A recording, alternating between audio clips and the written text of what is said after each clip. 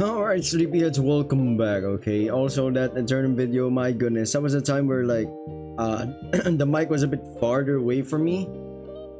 Yeah, but yeah, now this time it's a bit, closer. Anyway, welcome back to Crimson High. Subscribe, like, comment down below. Let's get back to it. We'll be uploading, of course, safe for work stuff. Yeah, you know what? Yeah, well, YouTube. Alright, let's see. Who are we talking? Oh. There we have it, folks. You do miss me. I knew it. Asking for pictures and everything. Naughty. I love that for us. Okay, hang on. Let me see what I've got that's not too spicy. That's really spicy. Censor that. Censor that right now. Okay, welcome back. Quick cut. I don't want to do that. So here, cute enough to keep you from going insane without me. Should he send another one? Or maybe a video? Also, I tried to ask Kiri about visiting you and she just groaned really loudly and told me to go bother someone else. So I guess that means not right now. Which is fine. It's totally fine. I'll just stay here and die of boredom and longing. No biggie. Yeah, I agree. Biggie. RIP, man. We don't have Biggie. I agree. You better make it up to me when you're back, Sen. Seriously, or I'll cry. Like actually cry, ugly cry, it's not and everything. Anyways, I hope your secret jungle spy mission or whatever is going well. Text me more when you can, okay? Buddy! Okay, that escalated quickly. Seriously, how many energy drinks does this girl drink? It also seems like there's a bit more than just harmless flirting to her behavior. At this point, seems like it's an obsession, you know? The question is, do I actually want to entertain this or do I want to distance myself a bit from her? You know what I say? Expand the harem like they expanded my brain. She is pretty hot. She also has a bit of a cute side to her, it seems, even though it's kind of chaotic. Well, very chaotic. But still, I think I want to see where this leads. Okay. Damn, Maya, that's one hell of a picture. Should you send another one? Hell yeah, you should. I'd love to see all of you eventually. Let's not skip the steps in between though, it's more exciting that way. Winky face! Also sorry about not being able to help you with your boredom and the longing. I love to help you out, but work is work, so we'll have to make do with chatting for now. Please don't cry, okay? I'll promise to make it up to you when we finally get to see each other again. Hopefully with just the two of us too. What an exciting girl. Also very excitable and hot. Yep, can't wait to see what kind of picture she's gonna send next. Nene's message. Oh, it's Nene. I keep forgetting, man. We gave her that brand new phone. Hello, Sen. I'm home now. Thank you so much for the phone again. Oh, well, looks like she needs a bit more time to get used to her new phone and its features. Sorry for the blurry photo. Oh my god, go back. This is the thumbnail right here. This is the thumbnail. This is the cutest freaking image we've ever seen. You know what? Yeah, and then a cute. Dare I say, Cutie Suzu is number 2 in the cuteness scale, huh? Sorry for the blur photo. I didn't want to do it, right? And the stupid flash went off too. I'll learn about it and send you a better photo next time. Oh, that's just adorable. Hey, Nene, glad to hear you made it home. Don't worry about that photo. It's cute either way, and I'm sure you'll get the hang of it soon. Do you already know when you're going to work at the hotel next? If you want, we can hang out before or after your shift. Provided I'm around at the time, of course. I guess she and I will run into each other from time to time anyways, while she's working and we're staying here. Alright. Doesn't mean I don't want to spend actual time with her outside of just running into her during her shifts though. But I guess I'll just have to wait for her reply and see what she thinks about. Tsubaki. Okami? Evening, Sen. I talked to Emika. We're going to go get her phone tomorrow. I'll send you her number when I know what it is. Okay? I enjoyed our date, by the way. Wouldn't mind a repeat of it soon. Definitely, this dog. Oh, concise as always. I'm talking about Ren, Sen, whatever. Not Kami. But technically she's a wolf. Was it Lupus something something? I don't know. The freaking Latin name. Hey, Okami. Didn't give her a choice in the matter, eh? She'll survive and probably come to like it before too long anyways. I enjoyed our date too. Oh, he definitely enjoyed it. He's sick.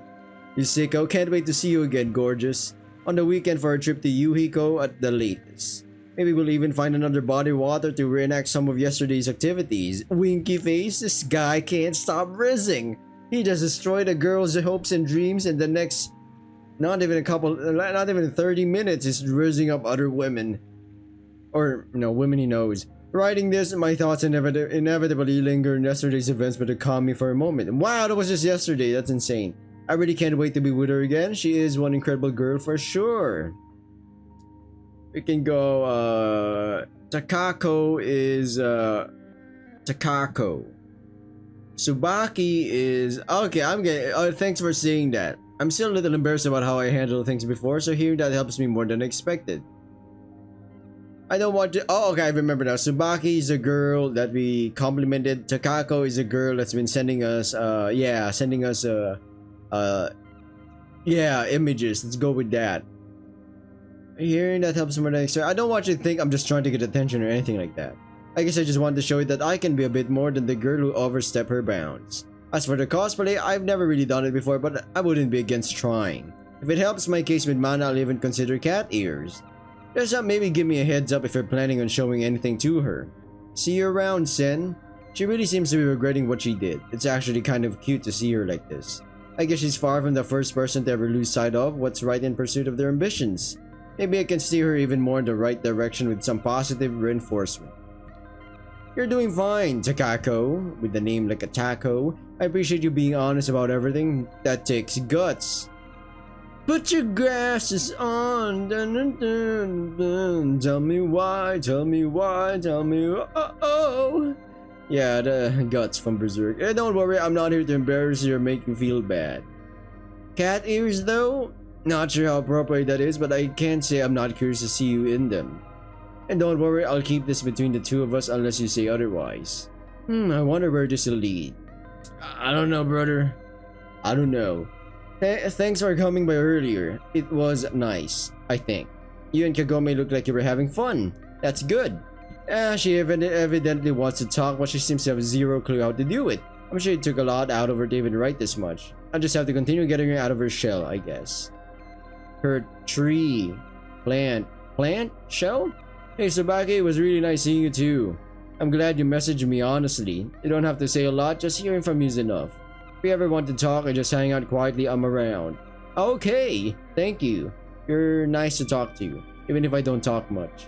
I don't mind the quiet if it's with you. Oh my god, we just rizzed another one just by talking to her through the phone or something? I'm glad to hear that. If you ever feel like sharing a quiet moment in person again, just say the word. No pressure, just putting it out there. I'll think about it. Thank you. Progress with Tsubaki seems to be rather easy to miss, but I think we did make some progress. Right now the ball's in her court though. I should wait until she approaches me herself and not make and not take initiative unless I run into her somewhere by chance. That's all. Alright, it's time to give Mana a call now. Alright, welcome back, Run. Censor those melons. Sen, hi! What can I do for you? Reina said you needed my help and it's extremely important. Hey, Mana? Yeah, I do. I need you to contact Rai Guli's record label and ask for an interview with her. Huh? Why? I take it Reina hasn't told you anything yet? Reina? No. What was she supposed to tell me? All I know is that she's a big fan of Rai Guli's. She got lots of her merchandise around here. Well, yeah, can you quickly ask her about it? Okay, give me a moment then. Yeah. Reina, Sen says I should ask you about Rai Guli. Damn, I mean, not because I saw something that, wow, holy shit. Do we have to censor those? Do you know what he means? Is there something special about her? Lots of things. She's an incredible girl, she's talented, smart, pretty, and a great person. But I assume this is not about that, but rather about her being my little sister. Rai Guli is her sister? Yes. Wow, okay, I have so many questions for you. I'll answer them later, but first don't forget that Sen's still on the phone. Oh shoot. We did a quick thing. Sen, did you know? Yeah, there's a lot to unpack here too. The gist of it is that I have a plan to reunite Reina and her, and I need your help for it. Yes, of course, anything, if it helps Reina get her sister back. You want me to call her label and ask for an interview for the school newspaper, you said? That would be great, yeah. Rai is an alumni from the school, so that's what we're going with for a pretense. Just tell them that you're writing an article about influential former students or something like that. Rai will make sure that your request gets accepted, so all you have to do is to talk is talk to them and make everything look official. If everything goes well, you'll actually even get the interview with her too. Where will we do this? At your school? Okay, do I need to give them a time and date?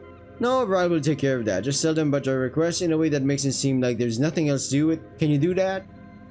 No problem. If it's for Reina, I can do it. Thanks, Mana. I'll meet you at Crimson High. Just let me know when, alright? Let me know when, alright? I'll be Huckleberry. Yes, I'll try to call them right away. Yeah, they might not be in anymore though, so you might have to try again tomorrow. I'll let you know once I've heard from them. You're the best, man. Mana. It's the least I can do. Heh. I gotta go now, kitten. Call or text me, okay? Will do. Bye, Sen. I love you. I love you too, kitten. Okay, putting my phone away, I stretch my arms and back. Phew, all of that took a lot longer than expected, but it was necessary.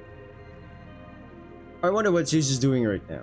With nothing else planned for the rest of the evening besides waiting for Kuro's visit in a bit under an hour, that was a good moment to actually go and spend some time with her. Miko too, if possible. I'll start with Suzu though, or maybe I can spend time with both of them together? Only one way to find out, I guess. Actually, it's a bit late for dinner, but I haven't eaten yet, so we might as well go eat a bite downstairs. Who knows, maybe they haven't had dinner yet either. It will also be a great opportunity to talk to both of them about Mana. Alrighty then. Taking out my phone once more, I send a quick message to both Suzu and Miko asking what they're up to and whether they want to have dinner with me and each other. A couple seconds later, I get a reply from Suzu telling me that both she and Miko saw my messages and would love to spend time with me. I asked them to meet me downstairs in 5 minutes, then put my phone away for the second time and hop off the bed to quickly go freshen up in the end suite before heading out. Okay. Once I'm in the lobby, I poke the once more napping maid to let her know that we intend to have dinner in the restaurant. She tells me that her chef and waitress alter egos are already waiting for us, making me once again question May's apparent omniscience. I agree, she has more powers. I'm assuming it's like her domain. Having decided that I trust May though, and that she'll share her secrets with me when she's ready, I don't ask her about it, instead let her go back to her nap. Damn, I keep forgetting Miko is Miko. A few moments later, I arrive in the restaurant where the girls are already waiting for me. Hey husband, hi Sen. Hey you too, sorry for making you wait. It's okay, we just arrived too. Alright, that's good. After a second of deliberation, I decide to prevent any awkwardness from cropping up and step closer to the girls. I don't really want to play favorites and wouldn't be able to decide whom to favor anyways, but I have to start with someone. So instead of fretting about it, I go by my current relationship status and kiss my wife first. Our kiss is short but very sweet with underlying tones of longing and intensity. Not intended to make Miko wait for too long, I soon switch to her. Frick, I know, right? I'm in the same position as me. That's literally me. I'm like, oh brother, get a freaking room. Do this in a room, jeez, man. Not intending to make Miko wait for too long, I soon switched to her, essentially mirroring our previous setup. Despite the arguably lesser progress between Miko and me, I agree, she was the first one by the way. Our kiss is in no way inferior to the one I shared with Suzu. In fact, kissing Miko feels familiar in a way I can't explain. It's like we've always been this close, and kissing each other is second nature. This kiss too has to come to an end though, and rather quickly as well, seeing as I have yet to become confident in the fact that neither girl will feel neglected if I give the other a little more attention. Although looking at them seems like these kinds of thoughts couldn't be further from their minds, they look happy.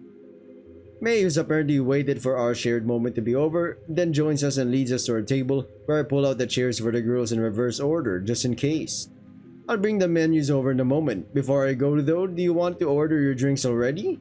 Sure, yeah. What would you like to drink, girls? Water for me, please. For me as well, please. Make that 3 water then, May. Thank you. Of course, I'll be right back. With that, May heads towards the bar, leaving the 3 of us to talk for a moment. I take it you were hanging out with each other when I texted? Yes, we spent the afternoon together. I figured we should probably get to know each other better if we're both going to be with you, so I asked Miko if she was free. Huh? Did you hang out in one of your rooms? We did. Very interesting topics or dynamics, I guess. We talked about a lot of things. Miko was really curious about our first time with each other. Oh wow, we go with the birds and the bees, you know? Was she now? Wow. I mean, if you and I eventually, I was curious about how it was for Suzu, especially about how it felt when you called her your wife. That's what she meant. Okay, I guess I have to call you my wife at some point too, huh? Maybe, but we're not married, so that would be strange, wouldn't it? But the way Susie described everything, maybe it wouldn't be. One super convenient interruption coming through. How is? Alright, oh thank the Lord. Here you go, 3 water and the menus. Let me know when you're ready to order. I'll be over by the bar. Thank you, May. So, I think it's better if we talk about something else. I mean, though it's actually really nice not to be the one screaming from embarrassment for once. Huh, yeah, let's move on. How was it being back at school today, cutie? The same as usual. Some of the others were asking questions about where June and I have been, but we just told him that we hadn't been feeling well. And they bought that. Not really, especially with half the class missing at the same time as us, but we stuck to it until they eventually stopped asking. Huh. Did Toka say anything? She just asked if we were okay and whether we'd be missing more lessons. Alright, good. You did very well. Thank you, Sen. Speaking of June though, any idea where she is right now? Is she with Hibiki? She is. They've been spending most of the day together. Good. I think Hibiki needs her daughter right now. What about you, Miko? What did you do today while the others were at school? I spent some time working out with May. Did you know that there's a gym in here as well? What's next? Gym May? Gym Rat May. Really? I didn't know that, no. It's really big too, and it has a lot of different machines. Huh, that's good to know. Was there a special May in there as well? A gym trainer May or something like that? There was. She's really fit too, and she helped me a lot in my workout. Oh my god, if you married May, you'd be... Alright, let's not think about that. At this point, I'm not even surprised anymore. It seems like there's nothing May can't do. She has a lot of talents. Have you decided what you want to eat yet, Sen? Alright, that's something I should do, isn't it? Give me a moment to study the menu, ladies. Doing as I said, I go over the menu while the other girls chat with each other. Seeing as I don't know what kind of surprise Kuro is going to have for me, I decide to order something that'll be filling without making me sluggish. Don't really mind not going back to school anytime soon. Do you not enjoy going there anymore? I do, but doing this feels more important. Having dinner with us? Protecting people together with Sen. I decided to enroll at Crimson High because I wasn't sure yet what I wanted to do in life, but now it feels like it's become somewhat pointless to keep going there. That makes a lot of sense. Huh. That's a good point, actually. What is? You said you decided to enroll at Crimson High. That's unusual for a high school, isn't it? In fact, thinking about it, the whole concept of the school isn't exactly normal for a high school. Isn't it closer to a community college, if anything? It's neither, actually. Technically, Crimson High is a private academy for young adults. Before I joined, I did some research about the school. You did? I wasn't going to join just any random school to further my education. I was supposed to become the next head of our clan, so it was on me to get the best education possible. I used to hide it, but I actually took this responsibility very seriously. But now... I'm sorry, cutie. It's okay, don't worry. As I was saying, I did some research beforehand. The school's name seems like a misnomer at first glance given its nature being a private academy. I did see an interview with our principal though, where she addressed this and stated that the name is very deliberate. Did she say what the name is about too? She didn't. The reporter asked her about it, but she only smiled at him and moved on. Yeah, that tracks. She tends to withhold information a lot. They all do. Huh? Who are they? Older vampires. They love their secrets. Hello, I'm back. Have you decided what you want to order? Girls? I'll take the creamy yogurt parfait, please. Just a salad for me, thank you. And I'll have the ham and cheese sandwich. Thanks, May. Of course, I'll bring your food over in a few minutes.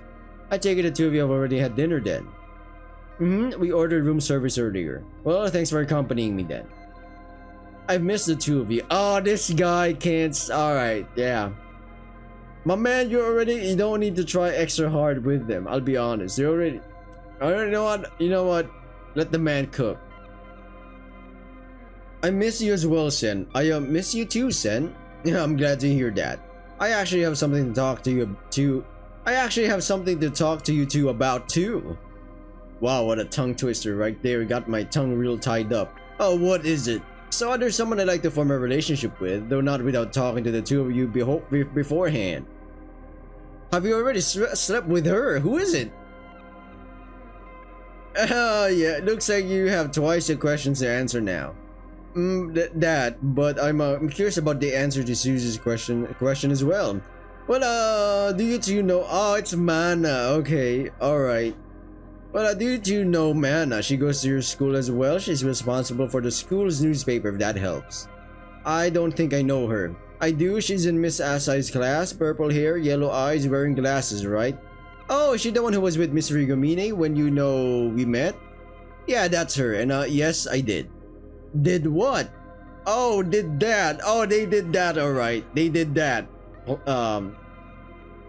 It was actually they did that more. That was actually wild. That was Suzu's thing was more private. Let's go with that. Yeah. How was it? Pretty hot, honestly. And now you want to be in a relationship with her. Does she know about us? Yeah, we talked about it earlier and she's completely fine with everything. I think we should talk to her too.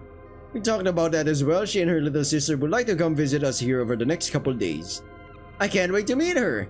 Really? Yes, if you like her enough to consider a relationship with her, she must be someone special. You're my special. Yeah, she really is. What about you, Miko? Me? What about me? What do you think about me potentially getting into a relationship with Mana? And Okami too, I guess. Okami? From our class? Oh yeah, Suzy more or less knows about Okami already, but I haven't had the chance to talk to you about her until now. So thoughts on Mana and Okami, Miko? I'm okay with it, as I said before. I don't mind sharing as long as it makes everyone happy. Wow, she could easily be a politician's wife. That's insane. You really are building a harem then. Suzy mentioned it earlier, but she didn't want to tell me who was part of it. I thought that's something you should tell her yourself. Thanks, cutie. You should have told her though. I wouldn't have minded. I guess this is as good of a situation as any to start talking about where things are obviously heading. Even though it isn't something I really planned, I guess I am building a sort of harem, yes. At least that's the best name to give to what's happening ultimately. Wait, what the fuck? Ultimately though, all this means is that I refuse to give up any of you. Some might say this is egoistical of me, and in a way they would be right too, but I don't care. I want to be with you, Miko, just as much as I want to be with Suzu and with Mana and Okami. And honestly, I assume there will be more girls in the future. Eventually, I think I want all of us to live together too. Suzu has been living with me for a while now already, and I can't imagine being without her anymore. I love to have that for you and me too, I love to have that for you and me too, Miko. Eventually, but I know that it's a bit too early to talk about that. Just putting it out there for the moment. Here are your orders. Thanks, May. It looks great. I appreciate that, Sen. Let me know if you need anything else, alright? I need another May, if you know what I'm saying. Okay, yeah, we'll do that. Starting to dig into our respective foods, we continue our conversation. I don't mind the idea of all of us living together either. It's similar to the way it works in bigger clans too, isn't it? Yes, we could become a big family. Or maybe we could even become a real clan. A hybrid clan, the first of its kind, huh? How does that work anyways? What's the difference between a clan and a big what the fuck? What's the difference between a clan and a big family? Is there any difference? At that point, our conversation gets hijacked by Kuro, who I might actually invite to the harem. Who's apparently heard that this is the tail end of it joining us. There is. It has to do with a bunch of very old traditions. Good evening, Lady Kagegai. Hello? Hey, Kuro. Is it that late already? Almost. I'm a bit early, so don't mind me and continue eating your food. Alright, do you want anything? No, thanks. I ate before coming over. If you want, I can explain the difference between clan and family to you though while you eat. It's something you need to learn about sooner rather than later anyway. It is, huh? Yep. Well, we're all ears, I guess. Family? Oh god, Dominic Toretto. Family, as you can imagine, is a rather loosely defined term that gets used for all sorts of interpersonal arrangements. A clan, however, is a lot stricter in its definition. There are all sorts of rules and regulations regarding what constitutes a clan and what doesn't. In fact, you can't just call your family a clan.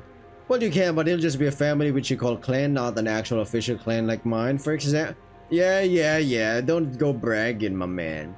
To establish that, you have to officially register it as such and conform to a few regulations as I mentioned before, one of which is the need for a single clan head. Usually that is what makes a vampire the first generation of her clan too. But these are vampire clans we're talking. Never mind, two of my... Susan and Miko are vampires, we can't... Yeah. However, there are a few non-vampire or mixed clans out there.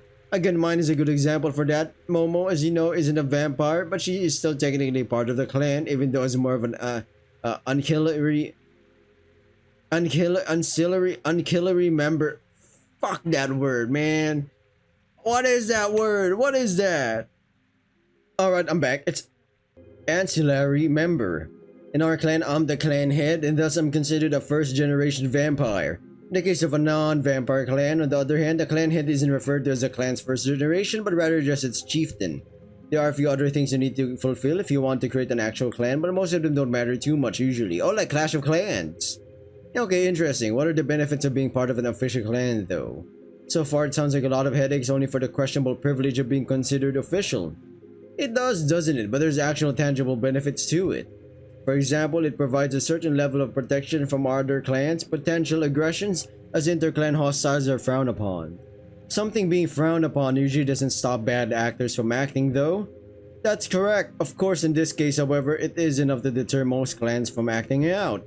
Even small infractions get fined heavily. We're talking theft or smaller territorial disputes. As soon as someone dies through the hands of or gets seriously injured by a member of another clan, though, the bigger clans come down hard in the perpetrator's clan. We don't tolerate this kind of infighting at all. We have enough enemies as is, so we can't afford that kind of instability. So essentially, by becoming an actual clan, one gets protection from all the other clans. Huh, I see. This only goes for other clans though, huh? Yes and no. Officially, the protection only covers other clans, and some of us take this law very literally too. However, of course, there's a however. A few of the more powerful clans, mine included, try to act as guardians for the smaller clans so they can live mostly peaceful lives. Though, like I said, that is not an official benefit, just something we do. Where's the catch? Why doesn't everyone become a clan then, if it gives this kind of protection? Well, for one, it's not free. It takes a considerable amount of money to establish a clan. Having the right connections helps too. Also, becoming an official clan, while it grants you a certain level of protection, it also paints somewhat of a target on your back. At least over a certain size or level of prestige. There are a lot of people out there that dislike the clans for one reason or another. And while we try to protect those who are part of us, we aren't omnipotent. We can't be everywhere at once. And sometimes we fail. Alright, I see. That's thank you for the explanation, Kuro. I think it's time to change the topic now, though. Yes. You must be Miko. I'm Kuro Kageka. It's nice to meet you. Hello, Lady Kageka. It's nice to meet you too. Good. We will see a lot of each other over the next 24 hours. Huh? We will? Yep.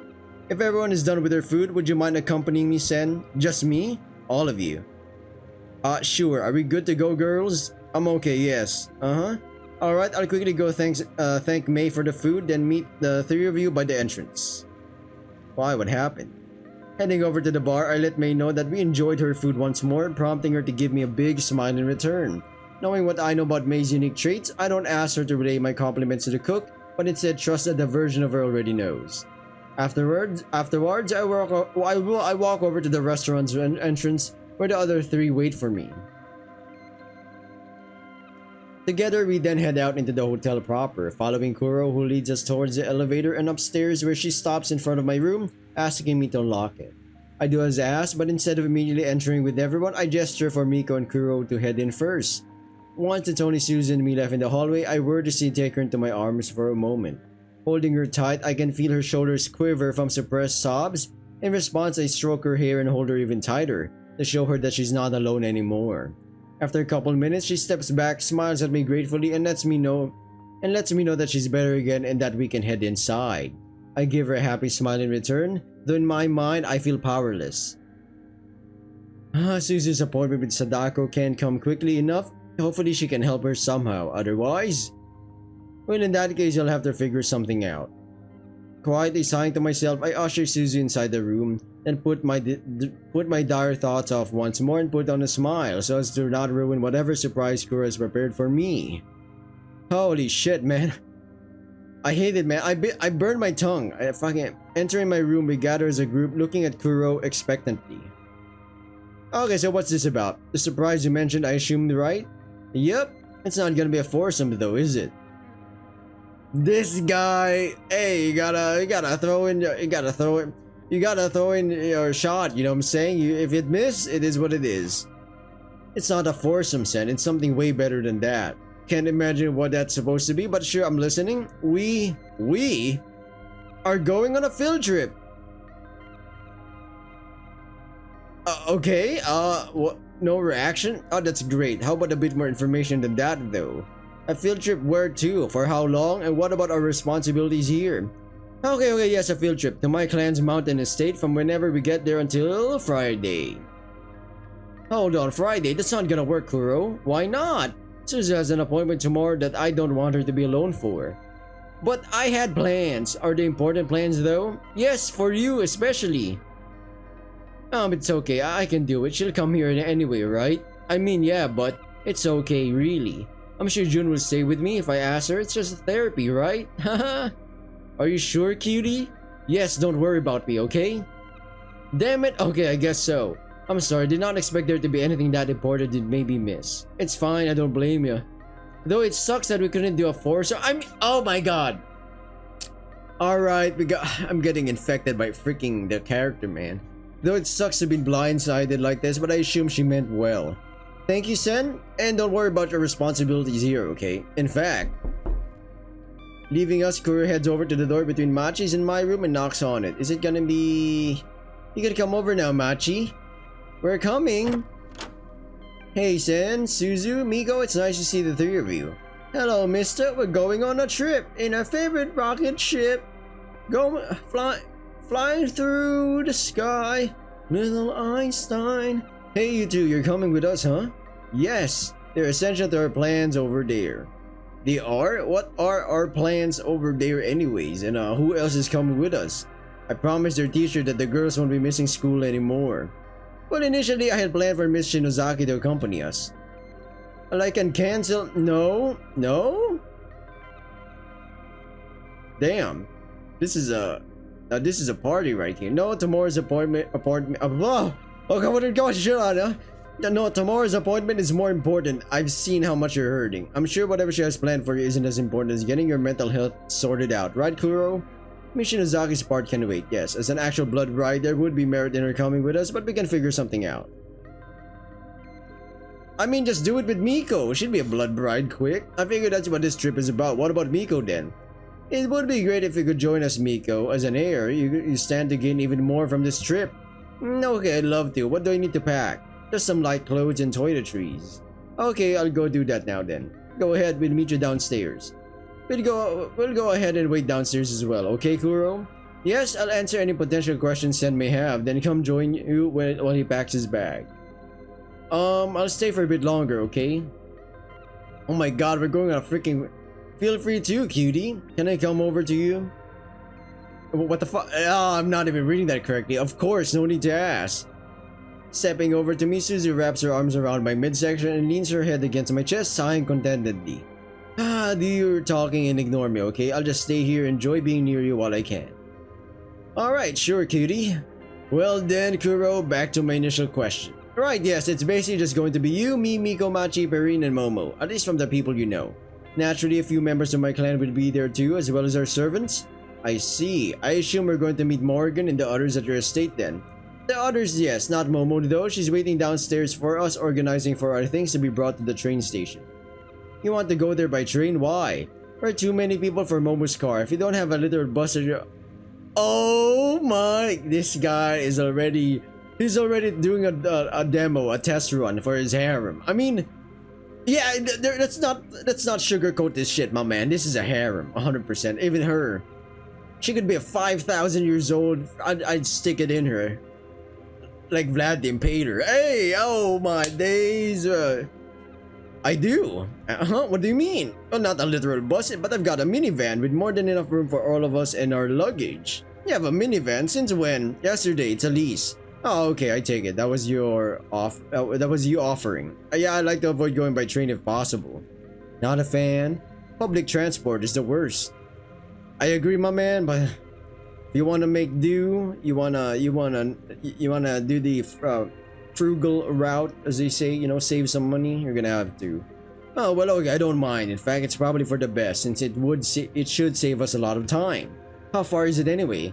By car, maybe an hour from here, I don't really know. Alright, you never got your license, did ya?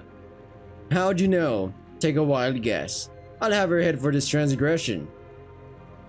Doulahan humor? Yes, but I'm also serious, you'll see. Okay, I guess it's time for us to head downstairs then.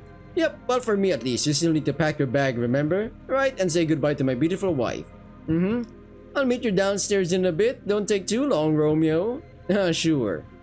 Hey there, cutie. Hey, will you be alright here without me?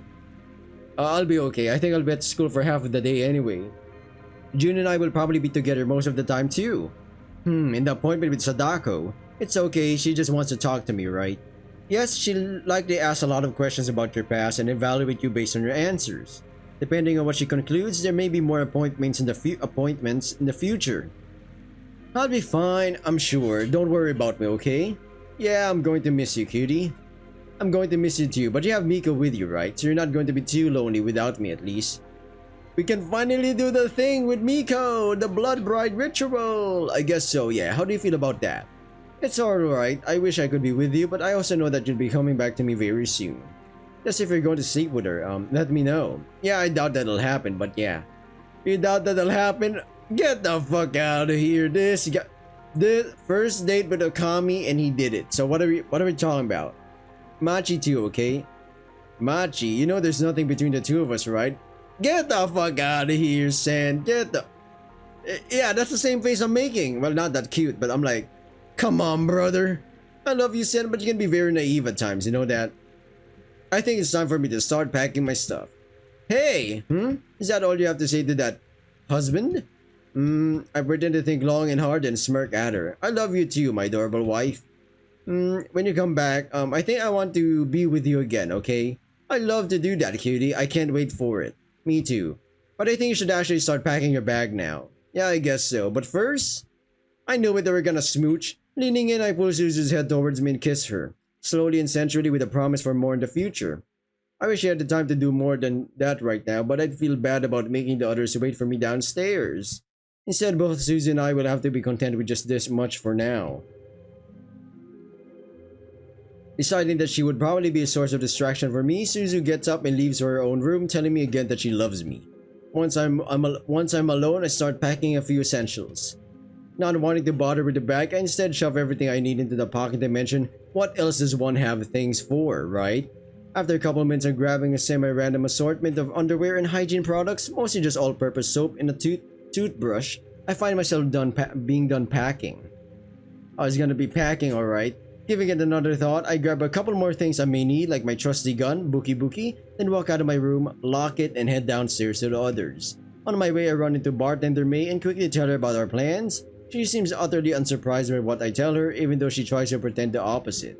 My request to protect the remaining girls, on the other hand, is met with an affectionate smile and an affirming promise. Feeling a little more assured, I thank May with a wink, tell her that I'm looking forward to our conversation to learn more about her, which makes her blush, and then leave the hotel. Thanks to May's apparent omniscience, I'm aware that the girls are already waiting for me by my car, so I immediately head there. Morgan? Hey Morgan, it's nice to see ya. Evening, Zen. Same to ya. Are we good to go? I'm good. Yeah, where are the other three? They went to the restroom before the trip. I hope you did the same. I didn't, but then again, I haven't exactly hydrated properly today, despite the heat, so I'm good. I recall, one guy and a bunch of hot, cute babes in a minivan. What could go right, huh? Another question, do you mind if Momo drives us? Why? The road isn't the easiest and Momo already knows it. That way we will be sure to not waste any time on our way to the estate. Oh yeah, sure, I don't mind. Great, then let's hop in and wait for the others. Well, isn't that... we gotta... yeah, she's not... Isn't that cute little lady? Yeah, let's go lady to be respectful. Lady behind the freaking van or minivan, behind the thing, by the seats. After locking the car for us, I hand Morgan the key and head for the rear door, intending to let Kuro ride shotgun. She, however, waves me off and tells me that I can have the passenger seat and that she wouldn't mind chatting a bit with Machi while we're on the road. Shrugging, I instead head for the passenger seat and get settled in, answering some of Morgan's questions about the car settings to my best ability. Miko, Machi, and Perrin join us soon after too, climbing in the back with Kuro and stashing their bags in compartments underneath their seats. Everyone ready? It's kind of funny that Kuro is freaking. She's taking the entire freaking back seat? We're good back there, the middle seat. Same. Off we go then. Very interesting. Driving along the coast, the world seems tranquil while I watch the ocean pass us by. The girl's chatter from the back of the car only accentuates a distinct vacation feeling that's welling up in me. Sitting there with no immediate responsibilities, I feel more relaxed than I have in a while. Life can be good sometimes. Eventually, I notice the lack of a particular voice and turn around to see what's going on behind me. Where's Perrine? She fell asleep. Subscribe, like, comment down below for those who are new. For those who are not new, you know the drill. Start drilling that thing. She fell asleep on my lap. Already? She does that whenever she's in a moving car. She falls asleep almost instantly. Every time? Every time. It's a trait that all sheeple share. I do fall asleep as well, any moving car. That's why I got my phone robbed one time. In the bus. Welcome to the Philippines, you know. They find someone who's tired, you're an easy target. One time I actually fell asleep, like dead tired asleep. That's asleep. That's like not it was a deep sleep. Let's go with that. Compared to like the usual sleep I do in the train or in the bus or whatever, or on the bus. I guess none of them will ever get their driver's license then. Yes, it's very unlikely. Well, good on Perrine, I guess. At least car rides will always pass quickly for her. That's true, I suppose. There are worse things. Yeah, I wish I was able to do the same. Why can't you? I don't know, never been good at sleeping in cars, not sure why. I've heard that from people before. What about you? For me, it depends on how tired I am, I suppose. I don't have trouble sleeping in cars. Lucky you, but I guess it is what it is. I take it you've been at the place we're going before? Yes, of course. I've been with the clan for a long time, and we've spent countless summers in the clan's estate. It's not where the clan members live though, right? Not usually, no. Our clan has various properties all over the world, though most of them are located in and around Japan, of course. So the clan's members live all across the world? Well, yes and no. First of all, the clan isn't that big in terms of sheer numbers. Most of us are part of some project of Kuro's or another, trying to help mythkind all around the world. For me, it was working as an undercover agent for SECS, as you know. But like I said, some of the others are working in the other countries or even in other continents. And since most of them need to live somewhere, they usually use whatever clan properties near their location as a base of operations. Though no matter what, there are always at least a few servants living in each property to keep the places in good shape. Your clan has servants all around the world. Isn't that rather uneconomical? You think so, but not really. Actually, the girls are all descendants of one of Kuro's biggest fans. And naturally, they all share their predecessor's fanaticism for Kuro, and thus work for food and lodging alone. Kuro's biggest fan, huh? Who's that? A poor sod from Ireland. Pretty, but with a tragic past. I met her a long time ago. And she's their biggest fan? How come? Let's just say I helped her get out of a rather unhappy marriage. Huh, am I going to meet her? No, you won't. She passed centuries ago. Oh, I'm sorry to hear that. Yes, thank you, but it's fine, honestly. For her, death was salvation. As grateful as she was, I hadn't met her all that earlier into her marriage, and she'd suffered for a long time at the hands of her piece of shit husband. While her plight ended that day we met, months of it had already done a number on her mental and emotional state. But let's not dwell on these things for too long. You'll meet some of her descendants soon enough. They are not quite as crazy as she was. They are still fanatics, though. They are, yes. Huh, okay, I'm looking forward to it, I guess. Yeah. After that short history lesson, conversation turns to some internal things of Clan Kagekai, making me turn my attention away. While I enjoy talking to Machi and Kuro, doing so when it's about people and affairs I have nothing to do with isn't too entertaining. Seeing as Miko has apparently taken a page out of Perrine's book and is taking a nap, and Morgan has her no silly questions while driving rule, I instead turn my attention to my phone. There isn't a lot going on there besides a handful of miscellaneous notifications, but I figure I might as well reply to the few messages I've got waiting for me. Whoa! Alrighty then. Yukari, hey handsome, how is your bodyguard duty going? Can you still not tell me who your secret celebrity protectee is? I'm so curious. Is there a chance that you'll let yourself be bribed by another uniform selfie? First of all, if I was the one in... Damn! I mean, whoa. Alright, welcome back. We did a quick cut again. I'm just joking around. I hope you know that. I totally understand that you can't talk about these things, but if you ever can, you will, right? Hey Yukari, bodyguard duty's going well. Nothing special going on though. I'm basically just spending time around him, making sure to keep an eye out for threats. It's honestly not the most exciting job. But it wasn't, at least until I saw that picture of yours. I gotta say, hot damn, you're one fine girl. Was considering ditching my post and visiting you instead for a second, but alas, my boss would kill me. Though, maybe worth it anyways. But yeah, things are going fine here. If I'm ever allowed to tell you, I will. Probably. Maybe. If you keep bribing me, the chances of it happening may increase. Winky face! Anyways, I hope you're doing well as well. Hopefully we can meet soon. I'd love to see you again. Take care, Yukari. This should be good. Should sound authentic enough for a simple protection detail. I'm not a fan of having to lie to so many of the girls, but it's for the best. They should understand where I'm coming from if they ever find out, I hope. Oh, it's Quoth. Hello, friend. I saw City Rock today. You know what? Another cute gal. I can't. It reminded me of you. What? I'm rock solid? Is that what it... Are you going to come visit me again? I can't wait for my shiny gift. Ah, shit. I kind of forgot about Quoth and her shiny. Oh man, we can't let her down. That's awful. Maybe I can find something for her in the weekend and meet her in the park again. Hey, Quoth. It's gotta be Quoth. No, Quoth, it's like... Wait, no, it's Quoth. Yeah, did you take a picture of the City Rock? I'm kind of curious to see what kind of rock would remind you of me. As for meeting up, how about we do that on the weekend? I'm not 100 sure yet when we can do so though. Do you mind if we figure that out on short notice? I'll bring your gift to Winky Face. Well, I guess I'll have to find something shiny for Quoth in the next few days now. Kuro? Surprisingly enough, one of the messages is from Kuro. Let's see what this is about. It's a meme.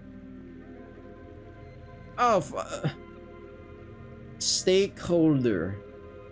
Where is she getting these memes from, man? What the heck?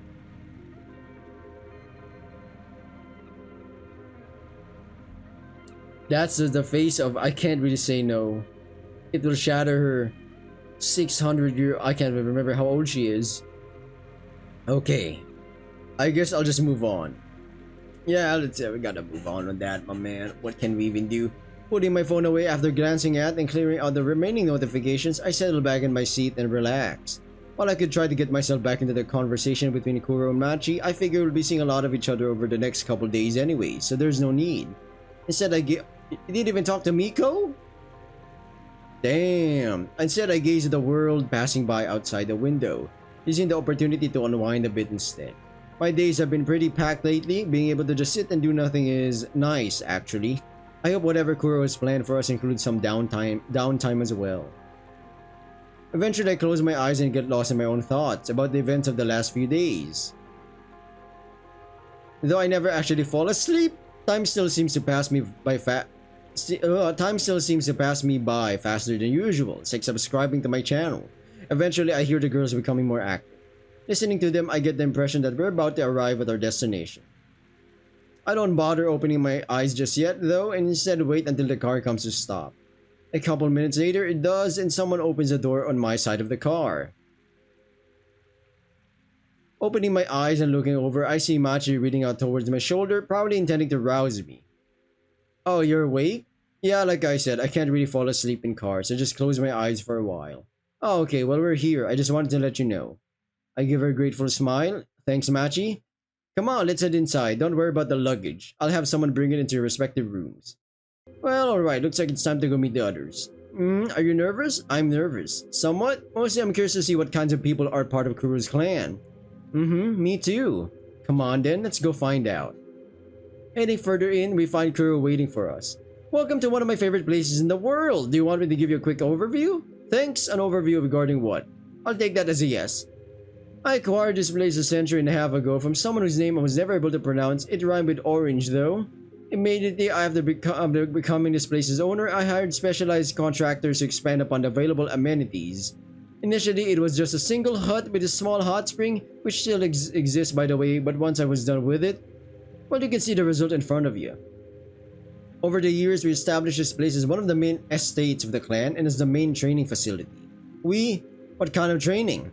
How rude, you don't interrupt a lady when she's talking about her special place. That sounded like you were talking about your, it did, didn't it? Anyway, to answer your ill-timed question, Sen, various kinds. We have a dojo, of course, but also a rather extensive archive of books the clan has gathered over the years. Then there are the hot springs with a waterfall for resilience training and an archery range, an arena for sparring, and as of recent years, a gym too. Not bad. Is that why we're here? We'll get to that first. Let's head in and get the two of you introduced to my girls, I suppose, since my introduction was so rudely interrupted. How many people are here with us? About 10 or so. I don't exactly know. Momo mostly deals with the servants, so I can only guess how many of them are here right now. But as far as actual clan members go, there's 4 of them here, not including the ones that came with us. Huh. Okay, I guess I'm good to head in then. What about you, Miko? Me too. Good, follow me then. I'm curious. Meow. Oh my god. While Machi walks off to get settled in their room, Kuro leads Miko and me into what seems to be a central communal area with various spots to sit together and socialize. There's 2 of them already. Mio, come say hi to our guests. Sen, Miko, these are I to my left and Mio right behind I. Mio, you've heard about Sen before, and Miko here is his enforcer. Hey there, it's nice. You know what's funny? Miko is now wearing proper clothes, and now I have to censor someone who's not Miko. Hey there, it's nice to meet hello, it's nice to meet you, the 2 of you. Hello, pleased to meet you, Miko. Sen? So you're him, Suddenly, the other girl, Mio, interrupts I by addressing me enthusiastically. Her pink hair immediately reminds me of Suzu. Hi, it's so nice to meet you too. You did a super great job at the cat girl's house, Sen. Oh, were you there? Yep, we cleaned it up after you. What they did to the girls there was really bad, but that only makes their contribution all the more valuable. Yeah, I'm glad we were able to get the girls out of there. Thanks for your help, Mio. And you too? If I remember correctly, from what Claus told me, you were there as well, right? I was. Mio and I went in as support for Miss Morizaki after you left with the girl. You were part of the basement team with Claus? Correct. Kuro claps her hands once to get everyone's attention. Alright, that's enough chatting for now. There's plenty of time for you to chat with Sen and Miko later, ladies. And no one knows where Maeve and Shiro have run off to? Last I saw them, Maeve was headed for the kitchen, and Shiro, I actually don't know. She's around, I suppose. That's fine. I'm sure these 2 will meet them before too long. Most likely. Welcome to this state, Miko. I'm looking forward to getting to know you better. Thank you, It was nice meeting you too as well. Sen?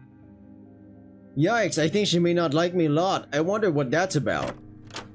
Come, I'll show... actually, never mind. Momo! Yes? Could you, you're obnoxiously tall. Could you show Sen and Miko to their respective rooms? I gotta go talk to real quick.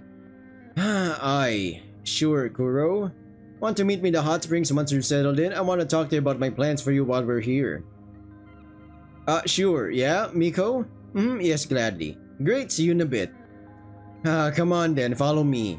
Lead the way. Lead the way, tall baddie. Walking ahead, Morgan takes us out of the room through a set of hallways and into what seems to be the estate's guest wing. There are few doors on either side of a long hallway, one of which apparently leads into the room I'll be staying in. Miko's room is right across from mine too, a fact that elicits a quiet sigh of relief from her. And curiously enough, Machi's and Pirin's rooms are located in the same hallway as well, making me wonder if my assessment of this part of the estate being the guest wing was wrong. After guiding us to our rooms and pointing out the communal bathroom at the end of the hallway, Morgan heads back to I and Mio, apparently intending to have a drink or two with them. Miko and I, on the other hand, head into our respective rooms to quickly drop off anything we had on us and didn't want to bring, like our phones. Naturally, it doesn't take long for us to do that, so we find ourselves meeting back in the hallway after only a minute or so. From there, we make our way towards the hot spring part of this place, following instructions Morgan gave us before she left. Heading into the changing room, yes, room, not rooms, Miko and I strip out of our clothes, though with our backs turned to each other. Uh-oh. Then, with nothing but towels wrapped around ourselves and a fierce blush on Miko's face, we step out on the other side. Oh wow, I've never been at this kind of hot spring. You haven't? Mom and I went to the one we have in Nakamura before, but it's different from this one. Have you been there? Yeah, a few years ago. I think I see what you mean. This one feels a lot more natural. Yes, I like it a lot, but it does feel kind of strange to be in a mixed bath like this. I don't mind it too much. I'm kind of glad Morgan said that we're fine to go into the water with our towels though. Really? Yeah, I'd probably be too distracted to follow any conversation we'd be having otherwise. Yes, I think it's for the best then. Me too. Come, let's go join Kuro. Hey, you two, find the rooms you're liking? Oh, definitely. Definitely. Hey Kuro, yeah, they're great. I'm wondering though, are they guest rooms or not? Momo told you about Machi and Perrin staying there too, Uh-huh. They are guest rooms, yes. And yes, Machi and Perrin do have another set of rooms here. That's what I figured then. She's setting this up so we can do it with Machi, I'm telling you right now. I see. I don't get it. Why do they have to stay in the guest rooms if they have actual rooms here? I'm pretty sure that their rooms are being renovated.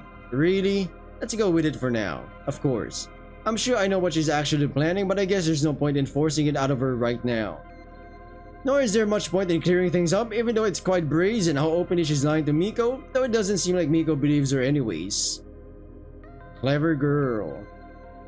But anyways, you said you wanted to talk about your plans, Kuro. Yep, I figured the two of you as well as Machi will benefit from a bit of a crash course about what it means to be yourselves. What it means to be ourselves, huh? I take it this is about the air business then? Correct? Though your focus, Sen, will be on the other things than Miko's and Machi's. How so? While their training will be a lot more theoretical, more about understanding themselves, yours will be focused more on outside knowledge. By the end of it, you will understand more about yourself too, though, so don't worry about that. Alright, I guess it sounds all well and good, but it also sounds pretty vague. It does, doesn't it? Let's talk specifics then. Let's start with you, Miko. You and Machi. Quick question. He rudely interrupts Kuro again, my man. Yes? If it's about Miko and Machi, then why isn't Machi here with us right now? Because she already knows about it. Right, I guess that makes sense. Anyway, as I was saying, Miko, you and Machi will spend a big part of tomorrow with Ai and learn from her. She's an heir as well, isn't she? Yup, and she has centuries of experience being one. Yes, Sen? Hasn't Machi also been an heir her whole life? From what I understand, she isn't a fledgling vampire anymore either, so she should have a similar amount of experience. I was about to say, I'm pretty sure Ai has done the rodeo, you know what I'm saying? That's correct, however, unlike Ai, Machi hasn't lived as an heir. What does that mean? Oh my god, this guy... My brother, you know, getting married to... I'll get to that in a moment if you let me continue my explanation. Oh yeah, alright, go ahead. Thank you. So I am listening, should teach the two of you a few things about what it means to be an heir and a blood bride. A blood bride? Yes, well, I don't want to presume where the relationship between the two of you is headed. It definitely won't hurt for you to be informed. Okay, you're an heir too, right? And you're probably older than I? I am, yes, an heir, that is, I and I are about the same age. Oh wow, oh really? Yeah, roughly. We both became vampires around the same time though. Though I was a bit younger than I was when each of us were turned. Do you mind if I ask why she's the one teaching us about it and not you? I was going to explain that anyways, and it's the answer to Sen's previous question as well. While we're both about the same age, unlike I've never actually been a blood bride. So while I know about pretty much everything surrounding it, it's still not the same as actually having experienced it. Oh, okay, that means I's a blood bride then? Time and circumstances made her a widow a long time ago. Her spouse was actually Sen's direct predecessor. Huh? Really? Yeah, but do me a favor and don't ask her about it. It's a sensitive topic, especially if it's you who brings it up. She may decide to want to talk to you about it, but I can't guarantee that. It's rather unlikely. I think it's like this. Yes, technically speaking, they're kind of related in some way through some soul-like thing. But I has clear experience. She fell in love with the man who's now long dead, so it's gotta be painful, you know what I'm saying? I won't bring it up. Is that why she doesn't like me? No, she just kinda is awkward. You notice her attitude towards you. Yeah, it was pretty obvious. It's not that she doesn't like you, Sen. It's just that you embody everything she lost and won't ever get back. Meeting you has inevitably opened an old wound. Knowing she will be able to move past this initial pain, but it may take a while. I can't help but wonder if it was a good idea to include her in this, if it's that painful of a memory for her. I know, but there's no one better suited to guide Machi and Miko, at least not among the people I know and are still alive. Besides, she knew beforehand that she would meet you and agreed to it anyway. It's not like I blindsided her with it. I guess there's a difference between knowing that something will hurt and actually going through the pain, huh? Yes, but like I said, she'll be fine in the long run. She knew what to expect. It just seemed to have hit her harder than she thought it would. Okay, I hope she doesn't suffer too much from my presence. Anyway, Miko, do you have any questions about tomorrow?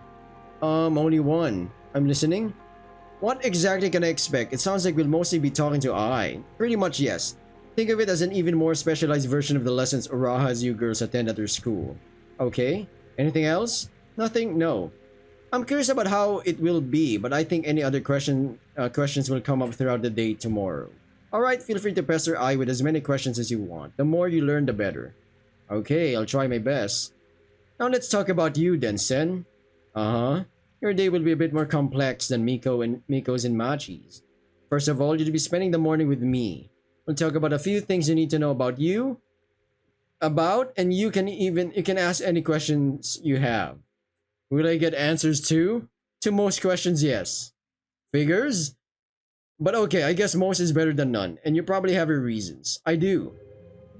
After our Q&A session, depending on how it goes, you'll have some time to spend in the clan's archive. In the archive, huh? Why?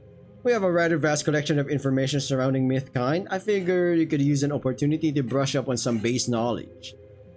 Oh yeah, I could definitely use that. Am I going to be there on my own? Only if you want to, otherwise one of the others will be there with you to answer any questions that may come up. Someone other than I, of course, seeing as she's going to be busy with Miko and Machi. Of course. Okay, what else? Meditation training. Huh? You heard me. I'll tell you more about what exactly that entails during our chat tomorrow morning. Sure, that's fine with me. Anything else besides that? That depends on how the day goes. I figured it would be smart to leave some wiggle room to adjust things as needed. Okay, so chatting with you in the morning, then spending some time in the archive, then meditation training? Yep. And Miko will be with Machi and I the whole day. At least early on, yes. Their afternoon will look similar to yours. Glancing over at Miko, our eyes meet and we wordlessly come to an agreement to spend the night with each other. Of course! Well, alright. Is there anything else we need to talk about today, Kuro? Nothing that can't wait until tomorrow, no. To be fair, all of this could have waited, but I figured spending some time in here before bed would be good for us. Well, it's really nice. Yeah, I wouldn't mind doing this every night before bed. Unless you want to become part of my clan and move in here, I think I can't really help you with that. Would that be possible in theory? You becoming part of my clan? Sure, yes, in theory. It'd be unusual, but it's far from unprecedented. Good to know, but I think I'm good anyways. I'm not sure that living in a remote location like this would be for me. If we're done here, I think I'm going to head out now. I need to use the restroom, unless there's something else you wanted to talk to us about. No, go ahead. I'll have one of the servants show you there. Thank you. I think I'll go back to my room afterwards too. Oh, you cheeky buggers. I'll stay a bit longer. But I'll head back to my room once I get out of here too. Okay. I know that look. Thank you for choosing this unworthy what do you hear to request, Lady Albatak? How can this lowly servant be of service to— okay, they're fanatics. This is insane. Tell me and I will not hesitate to fulfill your wish. It's Kuro, Pele, or Lady Kagekai if you must. Could you take Miko here to the restroom and show her to the guest wing afterwards? Your wish is my life's purpose, Lady Abatak. Shoo, go now. Or is it Lady Abatarch? Abatarch? Oh, fuck me, man. Let's just call her Lady Kagekai. If you would follow me, esteemed guest, I will show you the way. I'm coming. She's one of the girls you mentioned in the car, I take it. Yes, Kaylee is one of the servants currently staying here. Are they your clan's familiars too, like Morgan? No, not even close. They are, I suppose, they could be best described as volunteers. There are no actual ties between them and the clan. They just attached themselves to me and refused to leave there ever since. Just like that. Huh. Why would they do that? Just because you saved their ancestor? Yep, just because of that. There's no other reason. She's being rather shifty right now. Something doesn't quite add up here. Suddenly, Morgan's voice chimes out from behind a nearby rock where she and others probably are lounging in the water. Ask her about the arbitrage. The arbitrage. What the fuck is that? What's that? What? That's what the servant girl called you, right? What's that? What's going on with that? There may have been some legends about me circulating back then. What legends? Just the fact that I was a powerful vampire when they met me? According to the Irish, the arbitrage was a dwarven vampire who terrorized one of their... Dwarven vampire? What the fuck? A dwarven vampire? Is this about your height? I never terrorized anyone, okay? I just wanted to introduce law and order to their backwater town.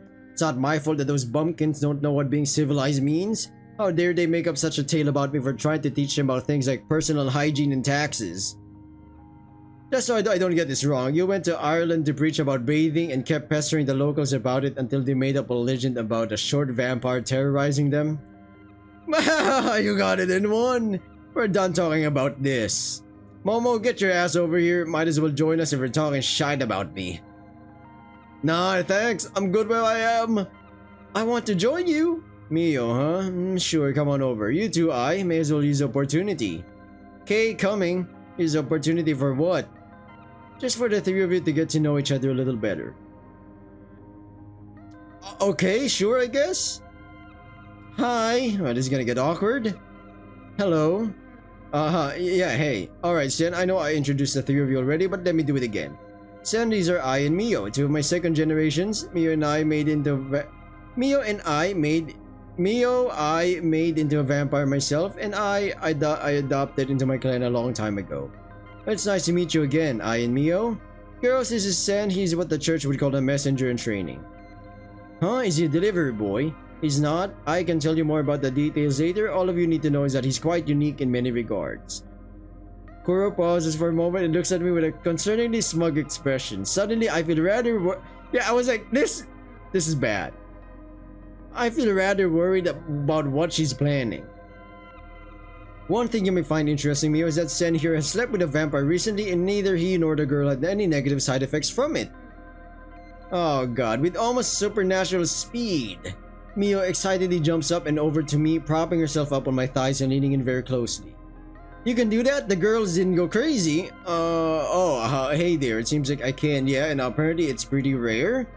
You have no idea, this is so cool, how do you do it? Is it just something that you can do it? Can you show me? Wait, what do you mean show you? You know, we're kinda sorta naked already, right? Can we try it? I want to know how it is. Can I sit in your lap? You can play with my boobs too. Okay, look, I'm flattered, really, but I need... Sen? Kuro, do you trust me? So this is what they meant when we were talking about old grannies, huh?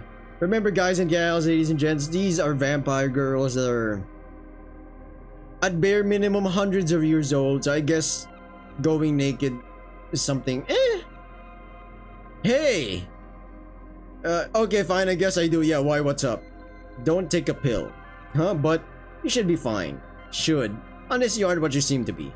What are the chances? At this point, basically zero. I was about to say, he transformed Suzu, so it's pretty much zero because the pill does not make that effect. That's all on him.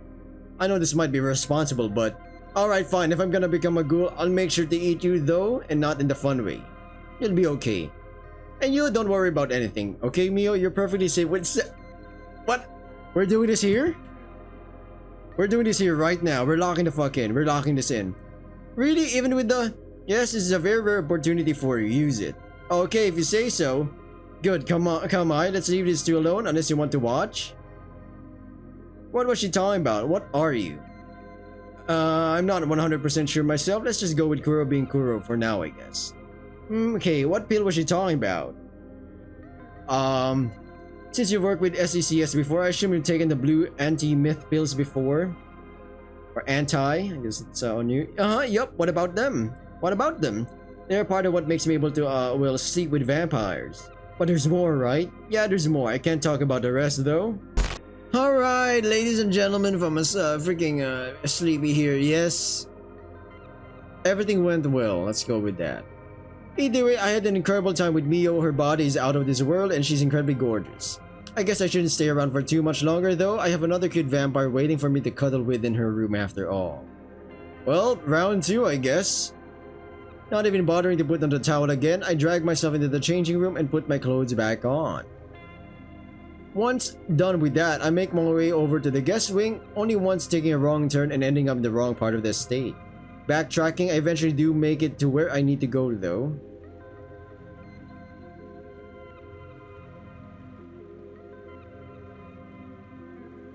Standing in the hallway between Miko's and my room, I hesitate for a moment, not sure if I should knock on Miko's door after all. While I would like to spend the night with her, she may already be asleep. Subscribe, like, comment down below, though I'm not sure how likely that is. Just get the fuck in there, man. Don't be a pussy, my dude. Just get in there. Wait, ultimately I decide that she's probably still awake and do knock on her door.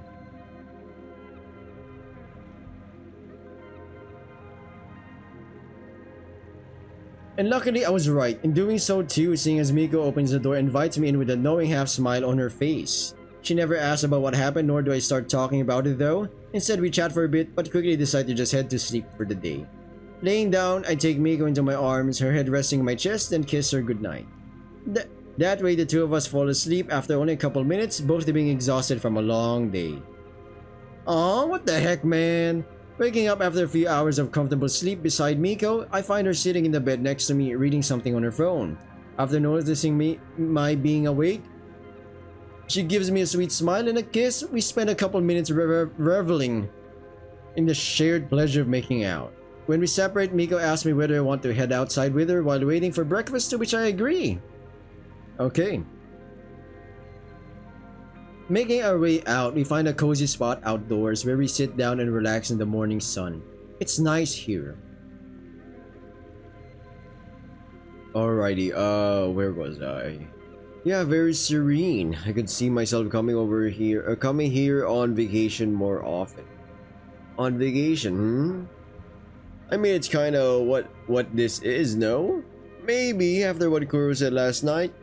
I'm not sure we'll do a lot of relaxing though.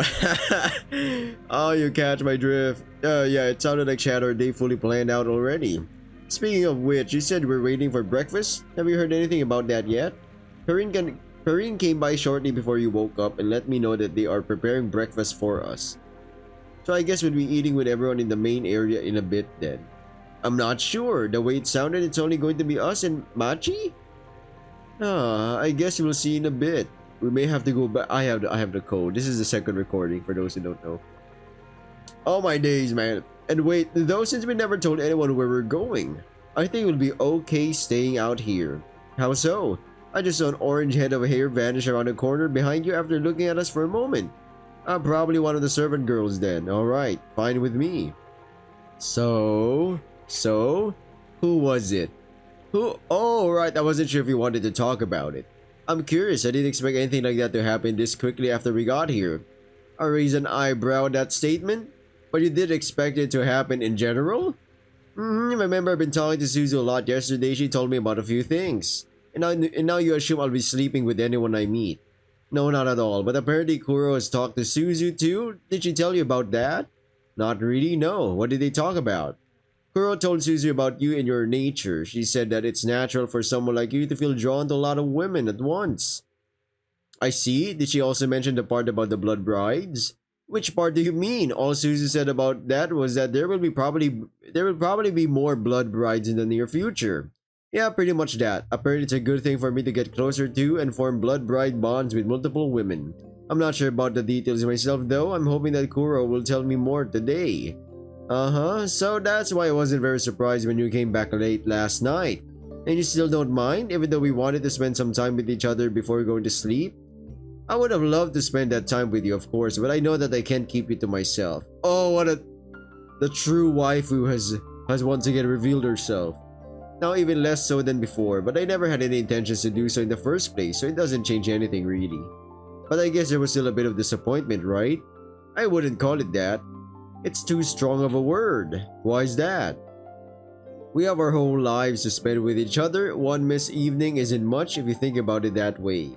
I mean, you're right, of course, but I don't think you'd be so logical about it. But I didn't think. Okay. Why not? Usually emotions aren't that easily controlled by logic. But I guess if you really believe what you said. I do. I'm sure that we'll have all the time, if not more, to spend together. A missed hour here or there doesn't matter much. Huh, you keep astonishing me, Miko. Thank you. Are you going to tell me who it was now? Alright, your question. It was Mio. Okay, that's all I wanted to know, thank you. That's all, huh? Uh-huh, I don't need any details. Actually, I do have one more question. Okay, what's that? Will there be more between you and her, or was it a one-time thing? I assume it was a one-time thing. We did briefly talk about a repeat performance, but I'm not sure if it'll come to that. It's probably only happened because Kuro wanted to, I don't know, test something? In the first place, I'm not sure. She wanted to test something? Yeah, I think so. That's what it felt like to me. At least it all felt very staged, at least from Kuro's side, since she was the one to initiate things. What do you think she wanted to test? I'm not sure. Maybe his Hellfire missile ready to deploy thingamabob, if you catch my drift. Maybe whether I'm actually capable of sleeping with vampires. That's the best theory I have, at least. I hope I'll find out more when I talk to her later today. Okay, it would make sense, but it could be something else too. Yeah, I guess we'll find out eventually. Or not. Who knows? Kuro has the same penchant for keeping secrets as Uraha does. That's normal for older vampires. They're all like that. I think it comes with living that long as a myth. Yeah, I guess that checks out. Anyways, are you looking forward to your day with Machi and I? Uh-huh, I am. While I don't know I, she seems like a good person, and I'm curious to hear what she can tell us about being an heir. It's probably pretty weird for you to hear that you're some kind of special vampire, isn't it? A little bit, yes. I don't feel all that special, and I can't really do anything that others can. The only thing that's different about me is my eye color, and that's just a superficial trait. It's really weird to categorize a person's worth solely based on their eye color or anything like that. Yeah, I'm sure there's more to being an heir than just your eye color though. For example, apparently your vampirism is a lot more potent too. That's what Kuro said at least. I'm not quite sure what it means though. Me neither. I've been told that vampires are more dangerous to me the closer their eye color is to red. Now that I think about it, I assume that's related to hairs too? It sounds like it. Dangerous how though? Oh, I think Uraha mentioned it in the context of unprotected sex with a vampire.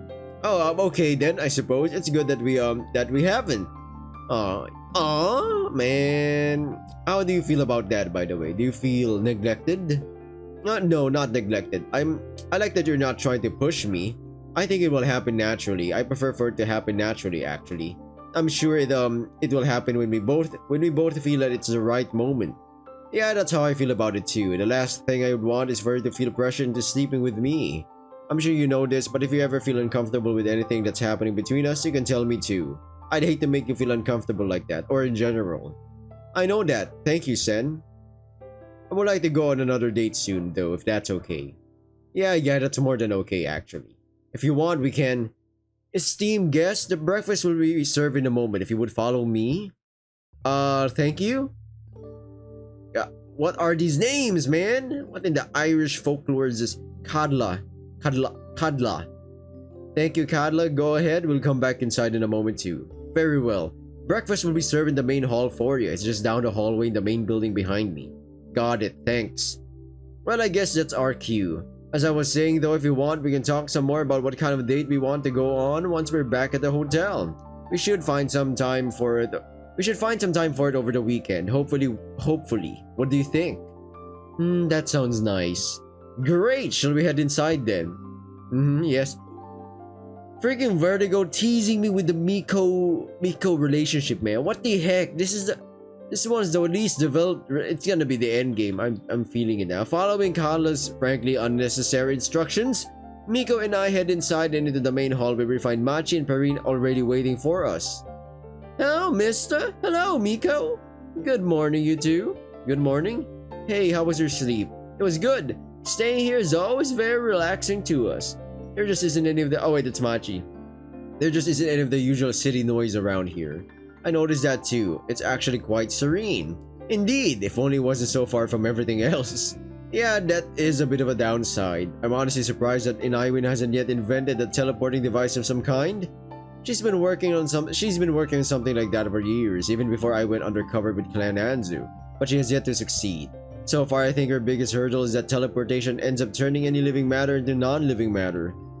It kills people, huh? Not people. I think all she ever tried it with were insects as far as living organisms go, though that may have changed by now. Huh. Well, too bad, but I guess she's just one woman and the kinds of things she's invented are impressive enough already. How does she do that anyway? She seems to be so far ahead of the usual technology we have. I'm not sure actually, I think it has to do with the kind of research she does. How so? I don't want to say anything wrong. It's probably best if you ask someone else who hasn't been out of touch with things at SECS for years. Yeah, I guess, you're right. Anyway, should we eat? I'm starving. Yeah, I'm hungry too. Turning around, Machi waves one of the servant girls over. The girl approaches with a measured gait and comes to a halt next to Machi, looking at her questioningly. Yes, Lady Machi, are you ready to eat? We are. Would you let the kitchen staff know and serve breakfast for the four of us? Of course, Lady Machi. What beverages would everyone like? A coffee for me and a hot chocolate for Perrine, please. Ah, sheeple people. What about the two of you? I'd like a hot chocolate too, please. Coffee for me, thanks. Of course, breakfast will be served in a few minutes if you allow. Thank you, Fiad. Ah, these freaking names! It's like I'm watching Vikings again. Interestingly enough, it seems, or like, it was like, I think it was Kingdom, the Last Kingdom or something. I can't even remember. I'm Uthred, son of Uthred. Something because destiny is all or some shit like that. It's on Netflix. Interestingly enough, it seems like they aren't quite as fanatic with anyone other than Kuro herself. They're actually quite reasonable as long as Kuro isn't around, huh? Yes, Fiat for example is quite a good conversationalist as long as Kuro isn't anywhere close. If she is, Fiat turns into as much as a fanatic as the others. Ah, poor Kuro, I imagine it must be quite taxing for her. You have no idea, partner. But maybe you will after spending the day with Kuro. We'll see, I guess. Isn't Kuro in Japanese name black? Like the color, that's what I'm talking about. Like if you say Kuro the cat, because you know the color of the cat. I think so. I think that's as far as I can recall that, yeah? Speaking of that, do you know when or where I'm supposed to start things with Kuro? She never told me anything to that effect. Don't worry, it's all taken care of. Once we're done eating breakfast, Miko and I will take you to Kuro, then head to where we're supposed to meet ourselves. Alright, sounds good. Any idea what we're gonna expect to happen? I don't really know any more than you two do, sorry. I imagine there will be at least some history lessons involved though. Gotcha. I guess we won't be seeing too much of each other throughout our stay here then. I'm not so sure about that actually. I did overhear Kuro and Momo talking about a party tonight, or at least something along those lines. There was a lot of talking about alcohol in any case. A party with alcohol? Something like that, yes. Honestly, I would have been surprised if there wasn't one. There usually is when we come here. I'm not sure whether I want to see Kuro completely buzzed again or not. Part of me does, but why? When did you see her drunk before? Sometime last week. I ran into her and Morgan while at least one of them was pretty wasted, and it wasn't Morgan. Did something happen? No, not really. It just turned a bit awkward at the end. Uh-oh, what did you do? She actually, maybe you should let her tell you about it herself. Okay, I'll see if it comes up in a conversation. Yeah, that is probably for the best. At that point, three of the servant girls entered the room and walked towards us carrying a bunch of trays with food on them. Oh look, a distraction. Ah. Damn, you're Bridget. Perrine? Freaking Perrine is super hyperactive. She's like June. Sheeple version. Did you do what we talked about? Yes? Good, thank you. Then go on. Okay. Esteemed guests, we hope you will... Oh, this is exhausting. Perrine made this and she hopes that you will like the heck of out of it. That okay? Thanks, Bridget. You're the best. When you got that one supportive friend and you got that one friend that's like, damn, she's tired. And the other friend that's like kind of concerned. Thanks, Bridget. Alright. Okay. Enjoy your breakfast. Bon appetit. Thank you, Fiad. Kayleigh, Bridget. So, you made my breakfast, Perrine? Doesn't it look great? It looks pretty good. Yeah, but why did you do that? Aren't you on somewhat of a vacation? Kinda, maybe, but I wanted to eat more of my food, so I talked to Bridget about it. Back at the hotel, I can't do it too often, except for when you're eating in the restaurant and I'm around there at the time. Does that upset you? Yes, I like it when you're eating my food. Oh, I'm sorry, I didn't know that it upsets you. Is there anything I can... Yes, become Machi's boyfriend. Wing woman right there. That's my... You know what? I'm liking Perrine. You know, put her in the #1 spot already. The wingman of this game. What? And June, of course. And Miko. You know, fuck it. Put like all 4 of them in the list or something. Well, Perrine, I told you that. That's not how... Wait, who's the 4th one? Kuro? No, Uraha. Uraha is still like... She's kind of at the top of the game. What, Perrine? I told you that. That's not how... Never mind. Just stop pestering Sen. I'm not pestering him, right? You're fine. How about we eat our food now, though? I'd like to try what the... Look at that cheeky cute smile from the best waifu in the game. Funnily enough, we haven't even turned her into a wife. Okay, I'd like to try what you made for me before it gets cold. Yes, okay. Eat my food, mister. Then become Machi's boyfriend afterwards. Snickers? I'll start with the food, then see where we're at afterwards, alright? Okay. Turning towards our respective foods, the 4 of us start eating in silence. Well, the 3 of us start eating. Perrine just slurps her hot chocolate with audible satisfaction. Throwing glances my way every now and then, like she's a part of a gang. And I guess it's only mostly silence too, occasionally interrupted by Miko giggling and Machi sighing into her food. Looks like Perrine has her own plans for Machi and me.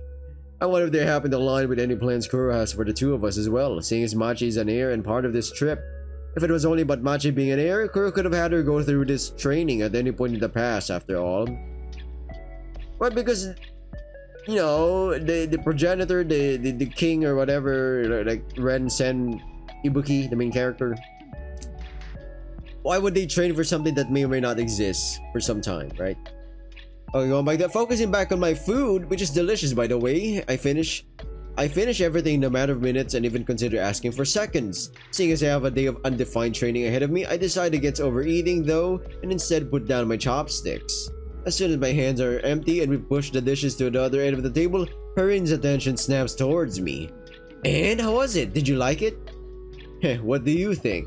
You loved it, didn't you? That's why your plate is completely empty. I sure did. That must have been the best breakfast I ever had, and I'm not even being hyperbolic. Thanks, Perrine. Wow, woohoo! Another point for Team Perrine. I'm the best! Yup, that you are. Leaving Perrine to her celebration of herself, I turn my attention towards Machi and Miko instead. What about the 2 of you? How was your food? It was very good. I agree, it was very good. Not quite on mom's level, but usually most food isn't. Is your mother that good of a cook? Yes, when she's cooking like a chef, she's a 5-star Michelin. She's a 5-star Michelin level, whatever. That sounds amazing. Did they add 2 more stars to their ranking system while I was undercover? I'm not sure, maybe. I always thought that there were 5 stars to their system. Not that I know of, but then again, I'm not the most up-to-date person around. I've been living under a bit of a rock for a while. How was that anyway? Weren't you scared living with them? Sometimes, yes. I can tell you about that throughout the day if you want to know more. For now, I suppose we should take Sen to Kuro and then head over to Ai. Gladly. Having finished my coffee by now, I nod. I'm ready to go whenever. I guess I shouldn't let Kuro wait for too long. Leaving our table, the 4 of us make our way out of the main hall and into the open. After a short walk, Perrine branches off from us and says that she'll be around if anyone needs her. Thanking her once more for the tasty food, I motion for the others to continue walking as we leave a fist-pumping Perrine behind us.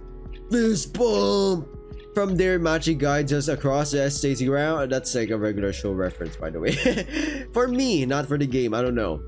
Across the estate's grounds until we get to a nondescript gate. She tells me that Kuro should be waiting for me on the other side and that I can just head through. Intending to do just that, I step towards Miko and give her a quick kiss, then turn towards Machi and wink at her, even though part of me wants to just give her the same treatment as Miko. Machi smiles at me hesitantly, but ultimately just waves before gesturing for Miko to follow her and then turning around and heading off. Left alone in front of the gate, I decide that there's a little point in lingering, instead step through. Damn, I mean, gotta calm down. She's like a couple 100 years older than me. Maybe 500. Finding Kuro lounging around the other side, I step closer to her. Hey Kuro? Hey Sen, how was your night? Did you rest well? I did, yeah, it was a bit shorter than expected, but the quality made up for it. Enjoyed yourself last night then? Morgan didn't tell you? You notice her? It's hard not to notice a headless body walking around, and since she came there with her head still attached, I figured it stayed behind. I figured it stayed behind, most likely for voyeurism purposes. Can't argue with that, but we call it intelligence gathering. Yeah, sure, same thing. So why did you set us up? Because I had to know. Had to know what? Whether you're actually who everyone thinks you are. You didn't believe it? Yeah, I did, but I needed proof, which I now have. Because I'm not a ghoul? Yes, because of that. So you set this up knowing that if Oraha and the others were wrong, I would die? Yes. I'm sorry, I was about to say as well. What am I supposed to make of that?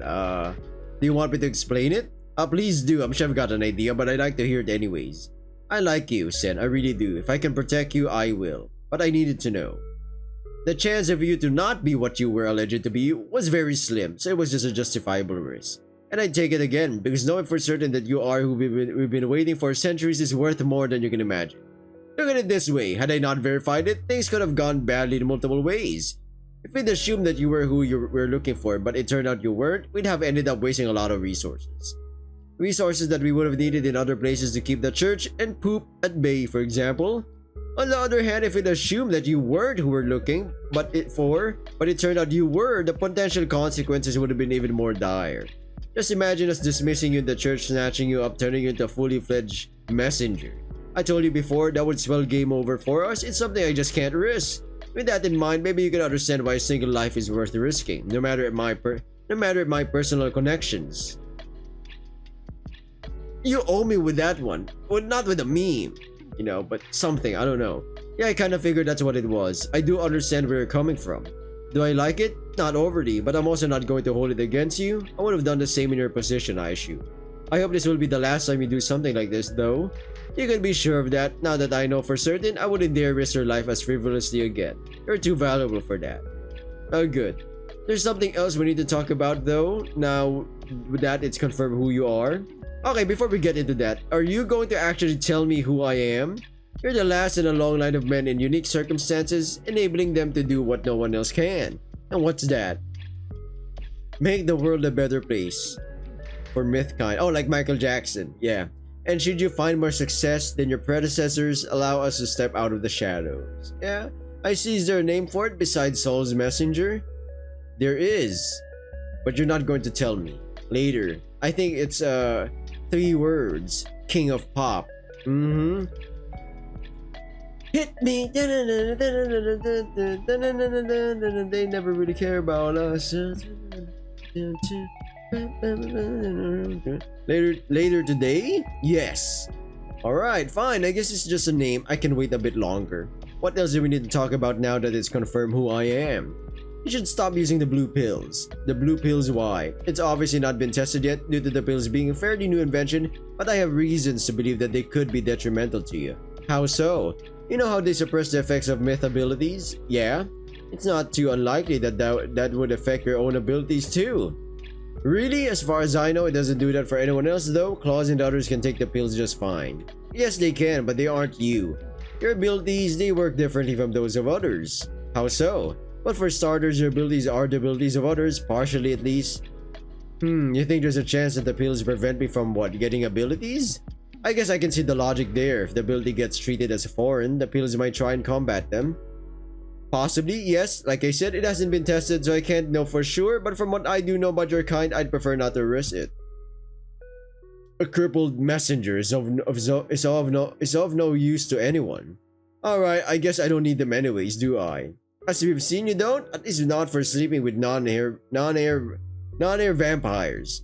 As for other ability effects, your physiology interacts with them in unique ways, but you aren't exactly immune to them. Unique ways, huh? Is that why I can talk to Kana telepathically? Guess I might as well ask her about it.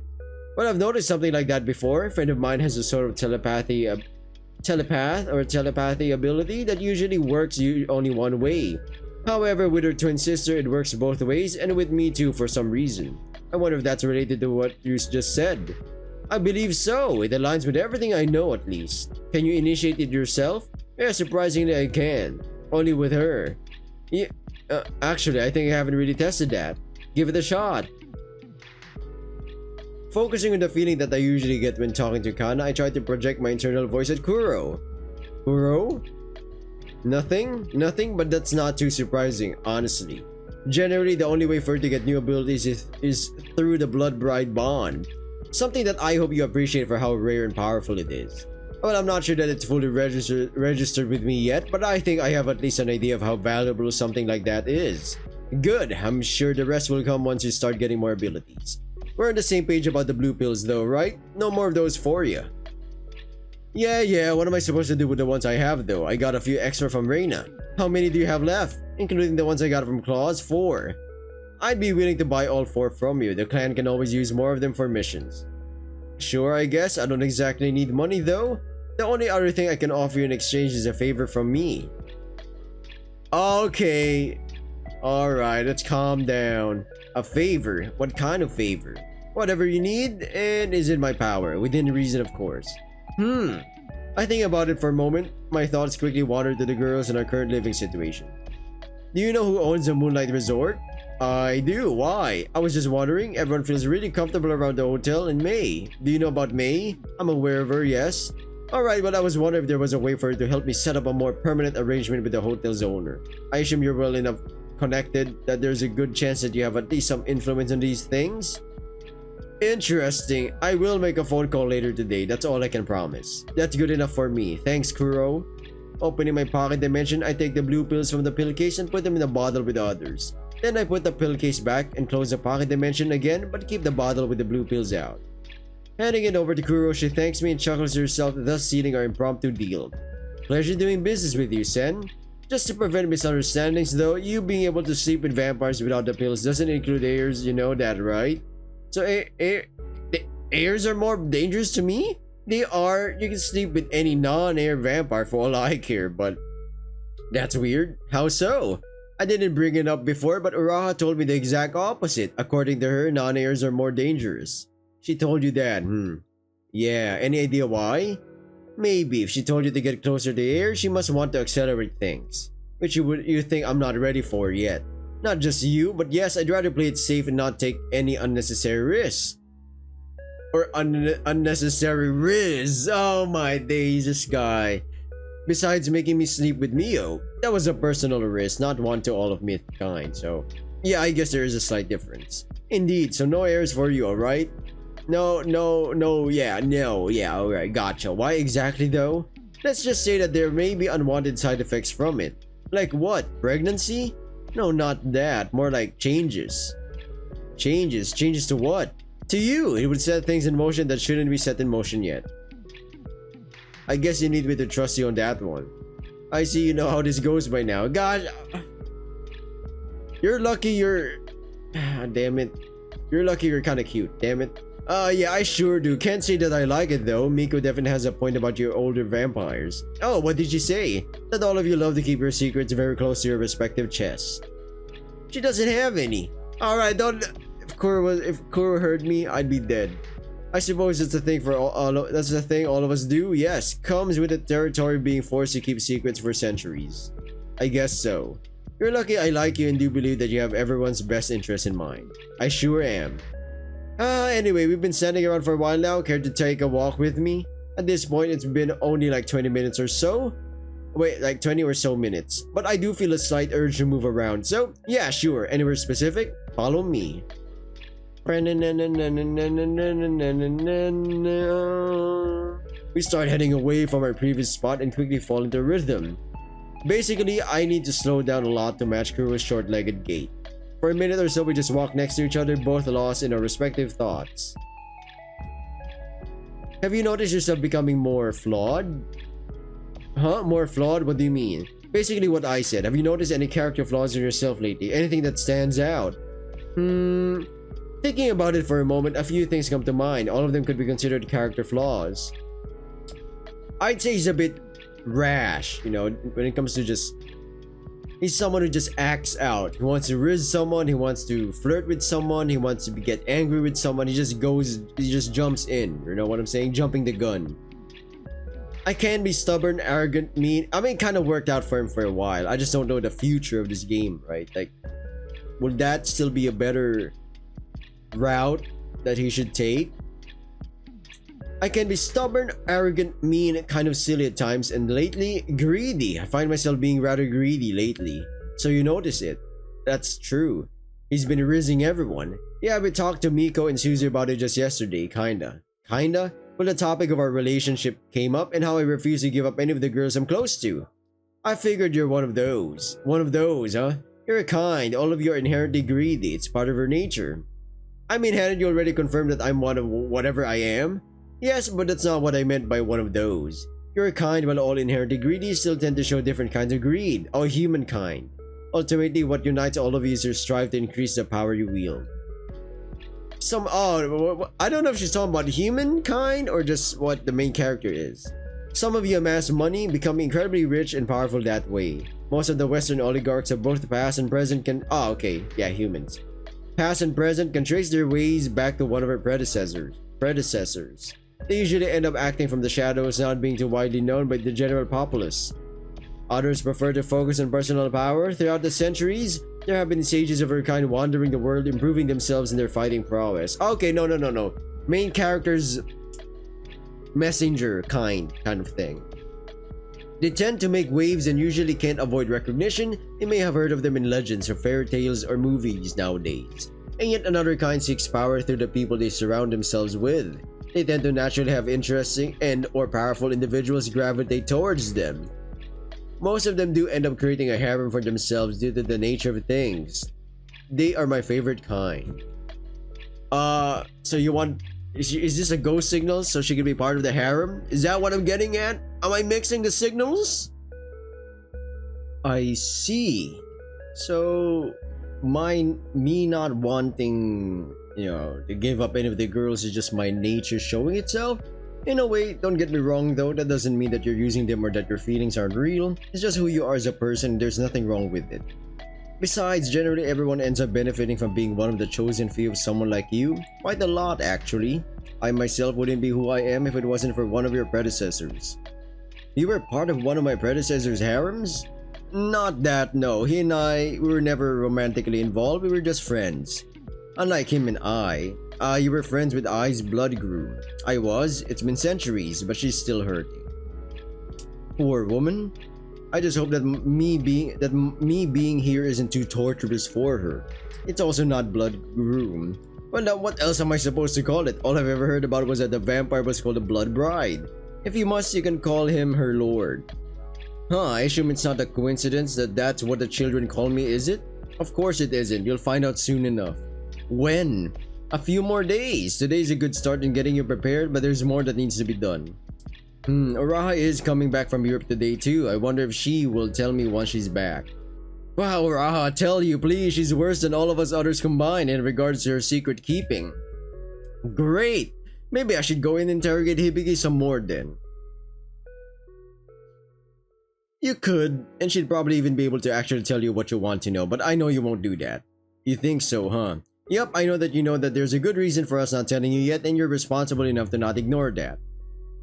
Damn it, and damn you, and damn everyone, this freaking secret bullshit. I hate that you're right about that. Yeah. Anyway, back to the topic at hand. My inherent greed. Your inherent greed indeed. While it's a predominantly good thing, it's not just a good thing. When it's okay to let your greed guide you to the degree, you shouldn't let yourself be controlled by it. I mean, that's kind of a given, isn't it? You think so, and yet history has proof of the opposite, aplenty. I see. Alright, I guess I'll make sure that I don't let my greed control me. Good, thank you, Sen. Let's stop over there. It's one of my favorite places around the estate's grounds. Leading me over to a slow-flowing body of water, Kuro stops next to it and looks at it thoughtfully. You know, back when I first came here, there was someone living close by. This stream already existed too, but it was a lot smaller, barely a trickle from a nearby spring. But even back— oh, hamster on screen. But even back then, while it just started to come into itself, the hermit told me that its waters had healing properties. Okay, I tried it, drank it, poured it over wounds. I even had it analyzed by a chemist a few years ago. Do you know what the results were? I assume none. Why do you think that? You said you bought it over a century ago. It's safe to assume that you did the first 2 tests shortly after acquiring this place from the hermit, maybe even before that. If you'd gotten it— first of all, Kuro, I'm a detective first. But yeah, just go with it. If you'd gotten any results from that, you probably wouldn't have had a reason to have the chemical analysis done just a few years ago. Interesting, you're correct. Mostly. The only result from the analysis was slightly increased levels of sulfur and magnesium, not unsurprising given the nearby hot springs. So while saying that it has healing properties is a bit misleading, it's technically not completely false. Yeah, I guess. Why did you tell me this story though? I assume you had a reason for it, right? You know about your blood's healing properties, yes. I do. Reina used it to create some kind of serum to heal claws when she got clawed by that guy. I assume you keep at least a vial of it on you at all times? You don't? It's not like the thought hasn't crossed my mind, but to be honest, I just haven't gotten around to it yet. I see. You might want to do that sooner rather than later. Is there any specific reason, or is it just so I have it in me in case anything happens? The latter. There isn't anything more than that, but it's a good enough reason by itself. I guess so, yeah, you're right. I'll make sure to create a bit of a stockpile for myself when we're back home. May as well ask Reina to help me with it. That should be fine. We do have blood packs here in case anyone gets hurt, so it's not too urgent. How do you know about it anyways? Did Ronin tell you? She did, but she didn't need to. It's a common trait in your kind, so I expected you to have it. Oh, I see. Disappointed that you're not that unique? He's still kinda unique. Once in every couple of centuries or something? I mean, kinda. Oh, you really don't need to worry about that. You're still plenty unique. Yeah, I guess. He's sulking. Can you tell me more about them? To an extent, what do you want to know? You called them my predecessors, but from what I understand, they aren't actually my blood relatives, right? They aren't your ancestors, if that's what you mean, yes. So they're only my predecessors in that they were like me? What do you think is it that makes you you, for the intents of this question? The ship of... what was it? It was the ship of Theseus. Was it Theseus or something? It was a ship. Over time, parts of it got replaced until the whole thing got replaced. But it still has the same name. The question would be, is it still the same ship? Right? I dare say no. Oh my god, that's a good question. But fuck it. What do you think is it that makes you you, for the intents of this question? I guess the kind of myth I am, my ability to form blood-bride bonds. I'm not sure, honestly. It's both and neither. What makes you you is a set of very unique circumstances surrounding your birth. My birth. Does this have to do with my mom? It does. I need you to not ask any more questions about her though. What? Why not? It's not for long, okay? Soon I'll tell you more about her, but not now. Did you know her? Soon, Sen. Soon. Oh my god, she is like Uraha. What the fuck? Fine, but you better keep your word. I always do, unless I don't. Well, very helpful. Any other questions? Kinda, though not necessarily about my predecessors. I assume you won't answer most of the questions in that direction anyways. Probably not, yes. What can you tell me about the children instead? Or more specifically, about the artifact that's apparently hidden in Hibiki's attic. What do you know about it so far? Not a lot. Apparently it and a book I need are hidden in Hibiki's attic. That's pretty much all I know. I did promise Hibiki to see if anything can be done about it, though, since currently she doesn't have access to it. Why not? Her piece of shit husband still lives in the house. Hibiki can't go back while he's there. She's worried that he may find a way to access the chest given enough time too. Well, that would be bad. Why didn't she mention that when I talked to her? I'll take care of it. Just like that? Yes, I have June's phone number, so getting their address isn't too hard, and getting the husband evicted is even easier. I raised an eyebrow at the way she phrased that, but decided not to comment on it any further. Whatever Kuro is planning for him has got it coming. Alright, I'll leave it to you then. Thanks, Kuro. Could you keep me informed about the matter though? Sure, I can do that. We may have results by tomorrow already. I'll let you know. Thanks, Kuro. Think nothing of it. There's something else we need to talk about. Related to the children? Not really. A little birdie told me that you had a surprise visitor in your bed yesterday. Oh, about that. I take it the little birdie was Perrine? No, actually it was Machi herself who told me. Huh, I did not expect that. She felt really weird about it, not because of you, but because she can't explain how it happened. So she came to ask me if I had an idea. And did you? Yes? What do you remember from that night? Anything noteworthy? Thinking back, at first nothing comes to mind. However, after a few moments of racking my brain, I seem to faintly remember something. I think I had a dream about Machi, but that could have been because I subconsciously picked up on her being next to me. Could be, but I don't think so. Didn't you finalize your blood bride bond with Suzu just the day before? I did, and Suzu's ability is suggestion. I think that's what you were hinting at, isn't it? Indeed, what I find more likely than Machi just sleepwalking into your bed is that it was Suzu's suggestion manifesting in you. Huh, you really think I made Machi come over? Subconsciously, yes. As of right now, you don't have any control over the ability, do you? I wouldn't even know where to start with that. I do feel something, but... Did you really spend no time introspecting since the two of you finalized the bond? I gotta agree with you, Kuro. This guy is dumb as a fucking brick, my man. As much as he can rizz women, he can't... Listen, I'd be more like, whoa, I got powers. I'd be exploring that shit. I'm sorry. The rest of the harem, they gotta take a day off. That's what I'm saying. Listen, okay, my life has been incredibly hectic these last few days. I barely had a moment of quiet time to myself. Too many girls to be with, huh? Maybe, but can you blame me? Not too much, given what we talked about just a few minutes ago. Yeah. It's okay, it's part of what you learned today. You're going to teach me how to use Suzu's ability? No, not me, Machi will. Oh, okay, how is she going to do that then? I'm thinking the two of you can go on a nice romantic walk through the area and find a secluded place for yourselves to meditate in. Wait, is this just a pretext for you to set Machi and me up with each other? No, that's just a nice side effect. You do need to go somewhere quiet and do some meditation to consolidate the skill. This is some Naruto shit, man. Ninjas. Sending you on a nice walk beforehand isn't really necessary, but you may as well, right? I guess so. The area around here does look pretty nice, and I wouldn't mind checking it out with Machi, and her out as well. See? There you go. Anyway, I think it's time for you to brush up on some knowledge about the world you're living in. The archive you mentioned? Correct. I'll take you there and have Shiro stay nearby in case you need anything. She knows her way around the archive. Sounds good to me. Should we get going then? Yep, follow me. Alright, I'm following Kuro. Leading me across the estate grounds, Kuro takes me to one of the seemingly more private areas with a single abode. There, she knocks on the door, then pokes her head inside and yells at someone, probably this Shiro she mentioned, to come to the archive. Afterwards, she closes the door and we head back to the more central area where the guest quarters and the main hall are. Instead of entering one of those places, however, we take a turn and head towards the somewhat recessed building. Stepping into the building after Kuro, I find myself in what looks like a rather well-kept library. Here we are. What do you think? Huh, it looks vast. There's a lot more here than I'd expected. That's what collecting knowledge for centuries does. Ty Lopez, everybody. Impressive, but it feels weird for her to collect books like this. Elaborate. I'm not sure. Feels out of character for her to value books that highly. Are you calling me dumb?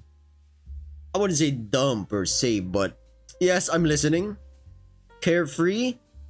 At least you don't seem like someone would go out of their way to amass this amount of written knowledge. Why does everyone keep saying that? Knowledge is power and I'm powerful, so it shouldn't be that much of a surprise.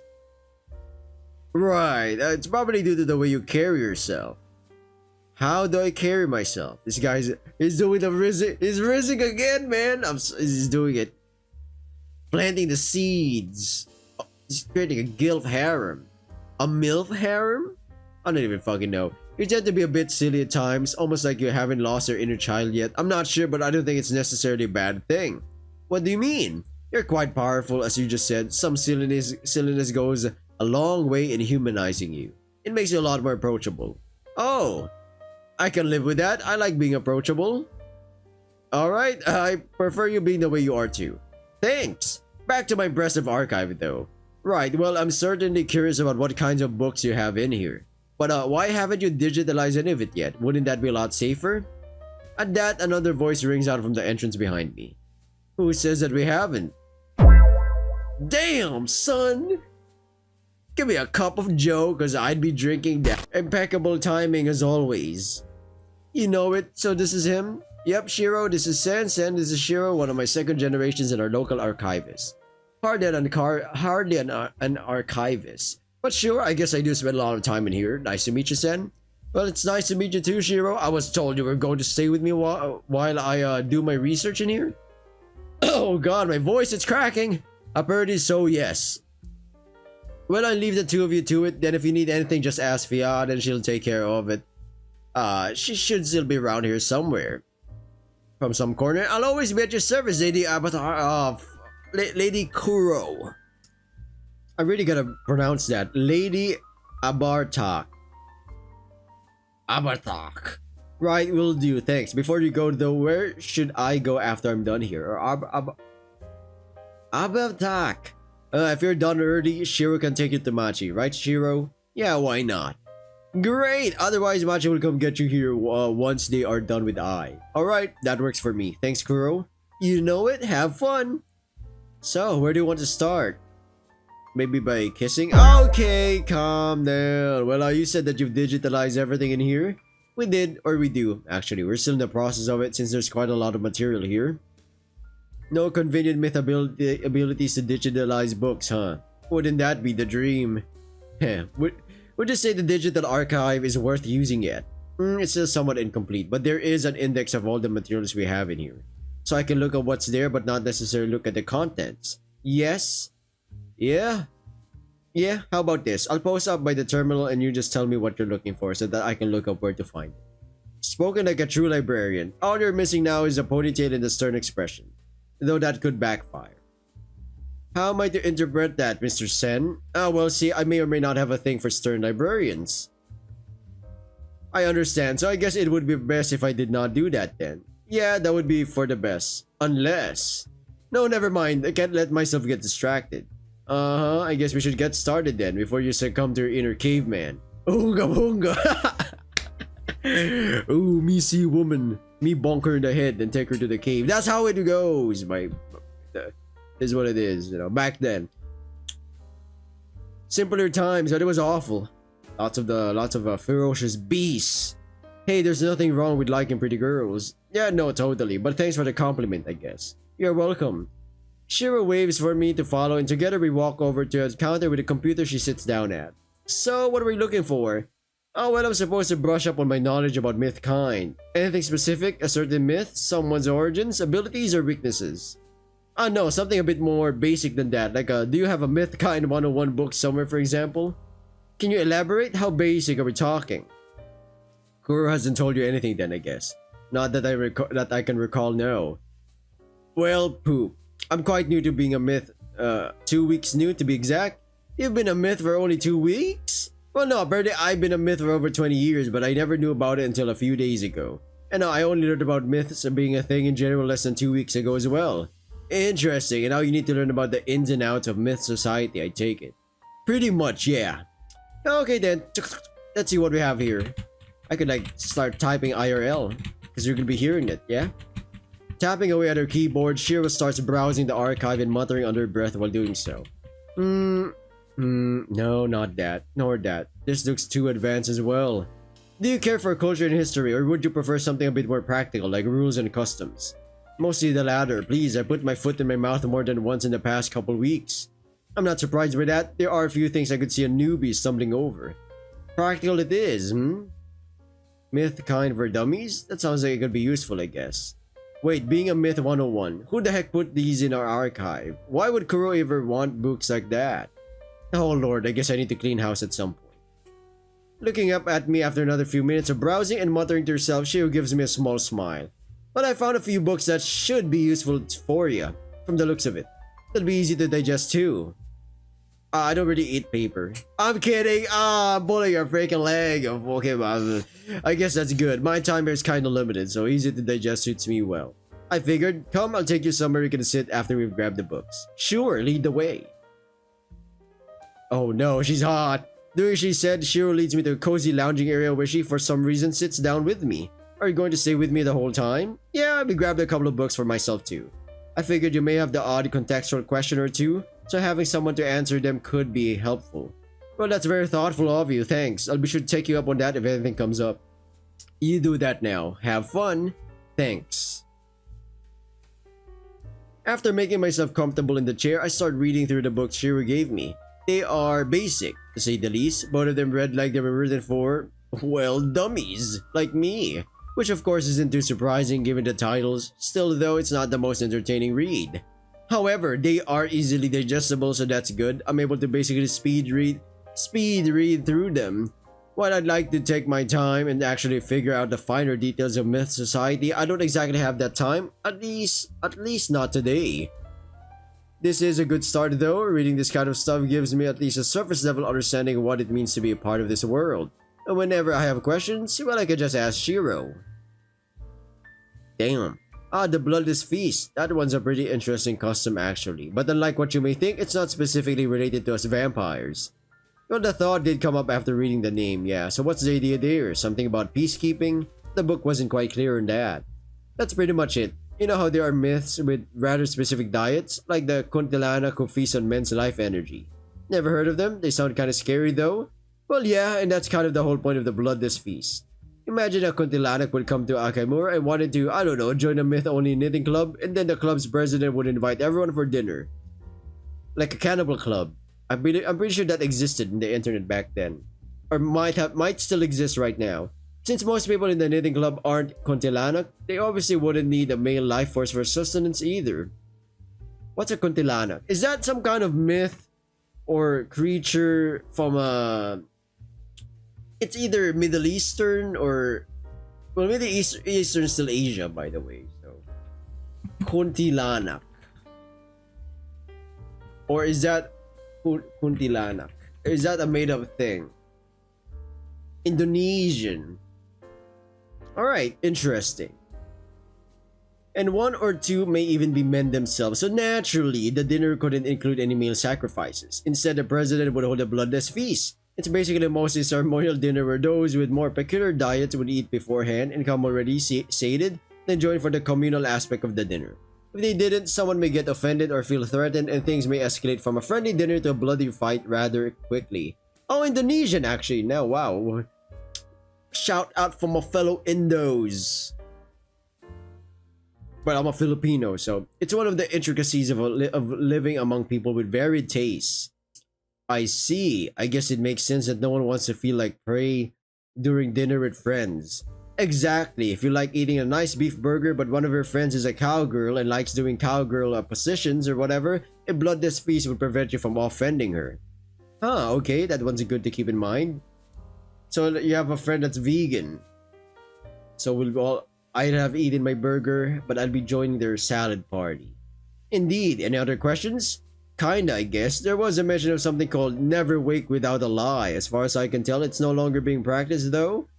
That was an outdated superstition. What was the idea? The book didn't quite go into detail about that. Apparently back in the day, vampires would always tell a lie before lying down to sleep to confuse death. Pretty much the only remainder of it nowadays is a bit of an inside joke between vampires. Whenever a vampire says, "Tonight I'll burn," is in reference to this, even though they may not know it. That's quite macabre, right? In a way, sure, it comes from the time of the Crusades where vampires would often get burned on pyres, though.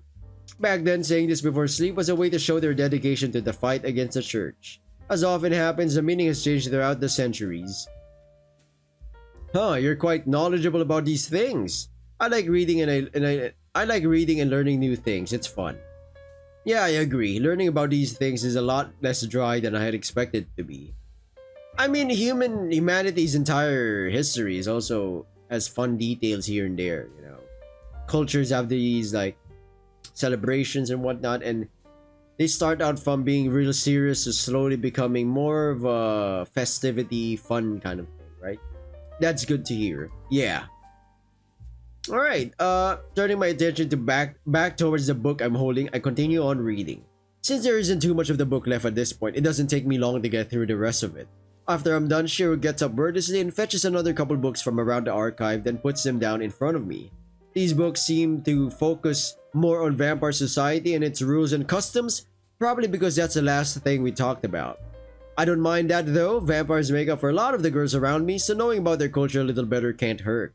After I'm done with this particular book, I get up and stretch before heading towards the shelves myself, intending to take a look at what's available. Shiro gives me a curious glance and follows me around. Wandering through the rows of books, I eventually spot a book about early Japan. It doesn't seem to have anything to do with myth culture per se, but it still intrigues me, so I go to grab it from the shelf only to be stopped by Shiro. That's not a book about myths, Sen.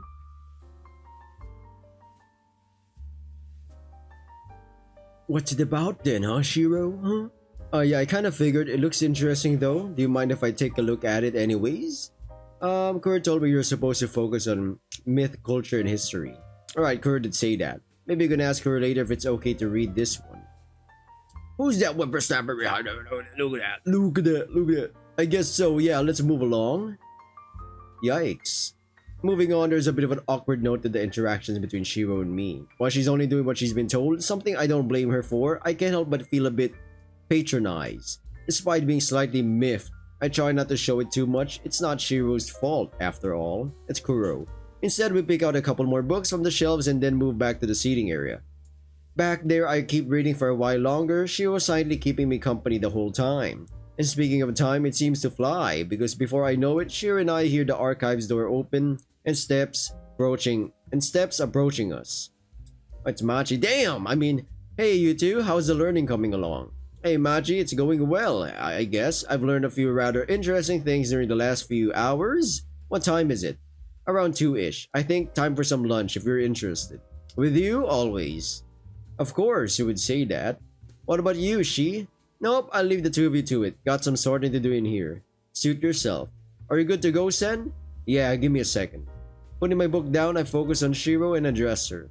Well, thank you for your help, Shiro. It was really helpful to have you here with me. Your knowledge of everything is impressive, to say the least. Can I leave the books here with you, or do you want me to take them somewhere? You're very welcome, Zen. I had fun too. And no, just leave them here. I'll take care of them. Alright, thanks. I guess I'll see you around the estate then. You will? Enjoy your lunch. Yeah, enjoy your sorting. Yeah, thanks. The rizzing never stops. With that, I get up and turn towards Machi, then give her a smile and head towards the exit. Stepping outside, I get blinded by the midday sun for a moment, but my eyes quickly adjust to it. From there, Machi and I head towards the main hall to have a quick lunch before our date. Yeah. Arriving in front of the main hall's entrance door, Machi stops for a second and turns towards me, asking whether I would mind having a picnic with her instead. Naturally, I give her my okay, seeing as eating outdoors is usually a lot more enjoyable, and we switch gears. Taking the lead, Machi walks us to the kitchen area where she knows Perrine is currently working. There she asks a little sheeple to prepare a quick picnic basket for us, making Perrine squeal from joy in the process. Now whether it's joy because she can make food for me again or another reason like the cuteness of our picnic date, I don't know. Either way, we have our picnic basket ready to go in under 5 minutes and are soon heading back out again, this time off the estate's grounds. After stepping through the main gate, we turn left and walk for a few minutes, making light-hearted banter on the way. The rizzing never saw. I was about to say, man, that killed me somewhere in another part of town. Dared to oppose me? That little shit even fucking shot me in the ass while I was doing a tactical retreat. I can still feel that damn bolt stuck in my cheek. And you deserve every bit of it. Just take it like a man and stop whining. Why are you bothering me with this again? You know the plan. Fuck the plan. Give me a few of the men and I'll show him not to mess with us. Mess with you, you mean? No one would dare mess with me. Whatever, what do you say? No, why would I let you do something as idiotic as that? Now the question would be, is that a male hand or a female hand? I'm betting on male. Or a freak. Or a baddie. Because I know we can make a difference this time. Like you did last time, if I recall correctly, and I am confident I do. All that came from it was them being more vigilant. And you being crippled. I'm not crippled. Remind me, how long have you been limping around for now? That doesn't matter. We need to make a decision now. I need to make a decision, you mean. Whatever. Make a decision then. Give me a few of the men and send me out. What makes you think it will go differently this time? Their security was lax before. Do I need to remind you that there was just a single one of the abominations there when you went against them last? There were more. There was that vile detective and the little slut too. And neither of them actually did anything to stop you according to the intel I received. Besides shoot your sorry ass when you're already running away, that is. But no matter what, there were only 3 people there. They increased their security since, as you know. There's no point in sending you out to hit any target right now. I've gotten reports about their roster being weakened. There may not be a better opportunity for a long time. What reports are you talking about? Why have I not gotten them? I have another source among them. I see, we'll be talking about that. For now, what exactly did this source of yours tell you? That the stars have aligned for us. I'll have one of the grunts bring you the whole report later. Summary now, and it better be good. Fine, according to the reports. What? You're gonna leave? Man, what a info block. What is this? The Secure, Contain, Protect Organization? Foundation, whatever?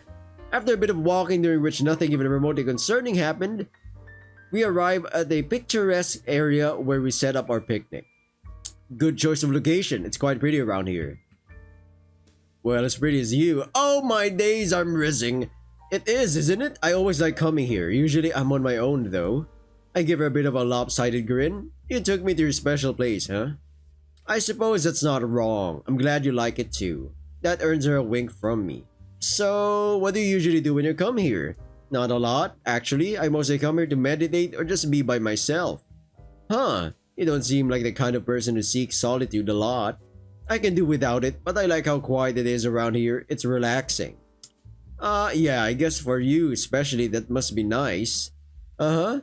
I'm sure you're going to find it helpful too. With the meditation you're going to guide me through. Yes, especially for someone new to meditating, an environment like this can be very beneficial. But let's worry about that once we get to it. First, we should eat and drink. That's what we came here for after all, isn't it? Yeah, like a picnic date. Hell yeah! Grabbing the food from the basket, Machi places it around us and we start eating. At first, we do so in silence, but after a few moments, I decide to ask a question that's been on my mind. So how does it feel for you to not be Machi Anzu anymore? Is it hard to leave undercover work behind? Oh, where did that question come from? I was just wondering about your role with SCCS. I imagine it must be hard to be an infiltrator. I see. Yes, it can be, of course. It's certainly not for everyone. However, I think I was well suited to it. Was, not am? Yes, I would most likely not continue my work for SCCS. How come, if you don't mind me asking, that is? I have obligations that take priority towards Kuro and the clan.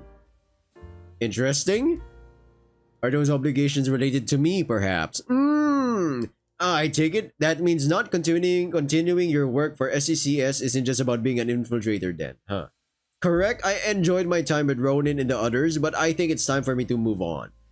Huh, can you tell me more about your obligations towards the clan? It's fine if you can't or don't want to, I get it.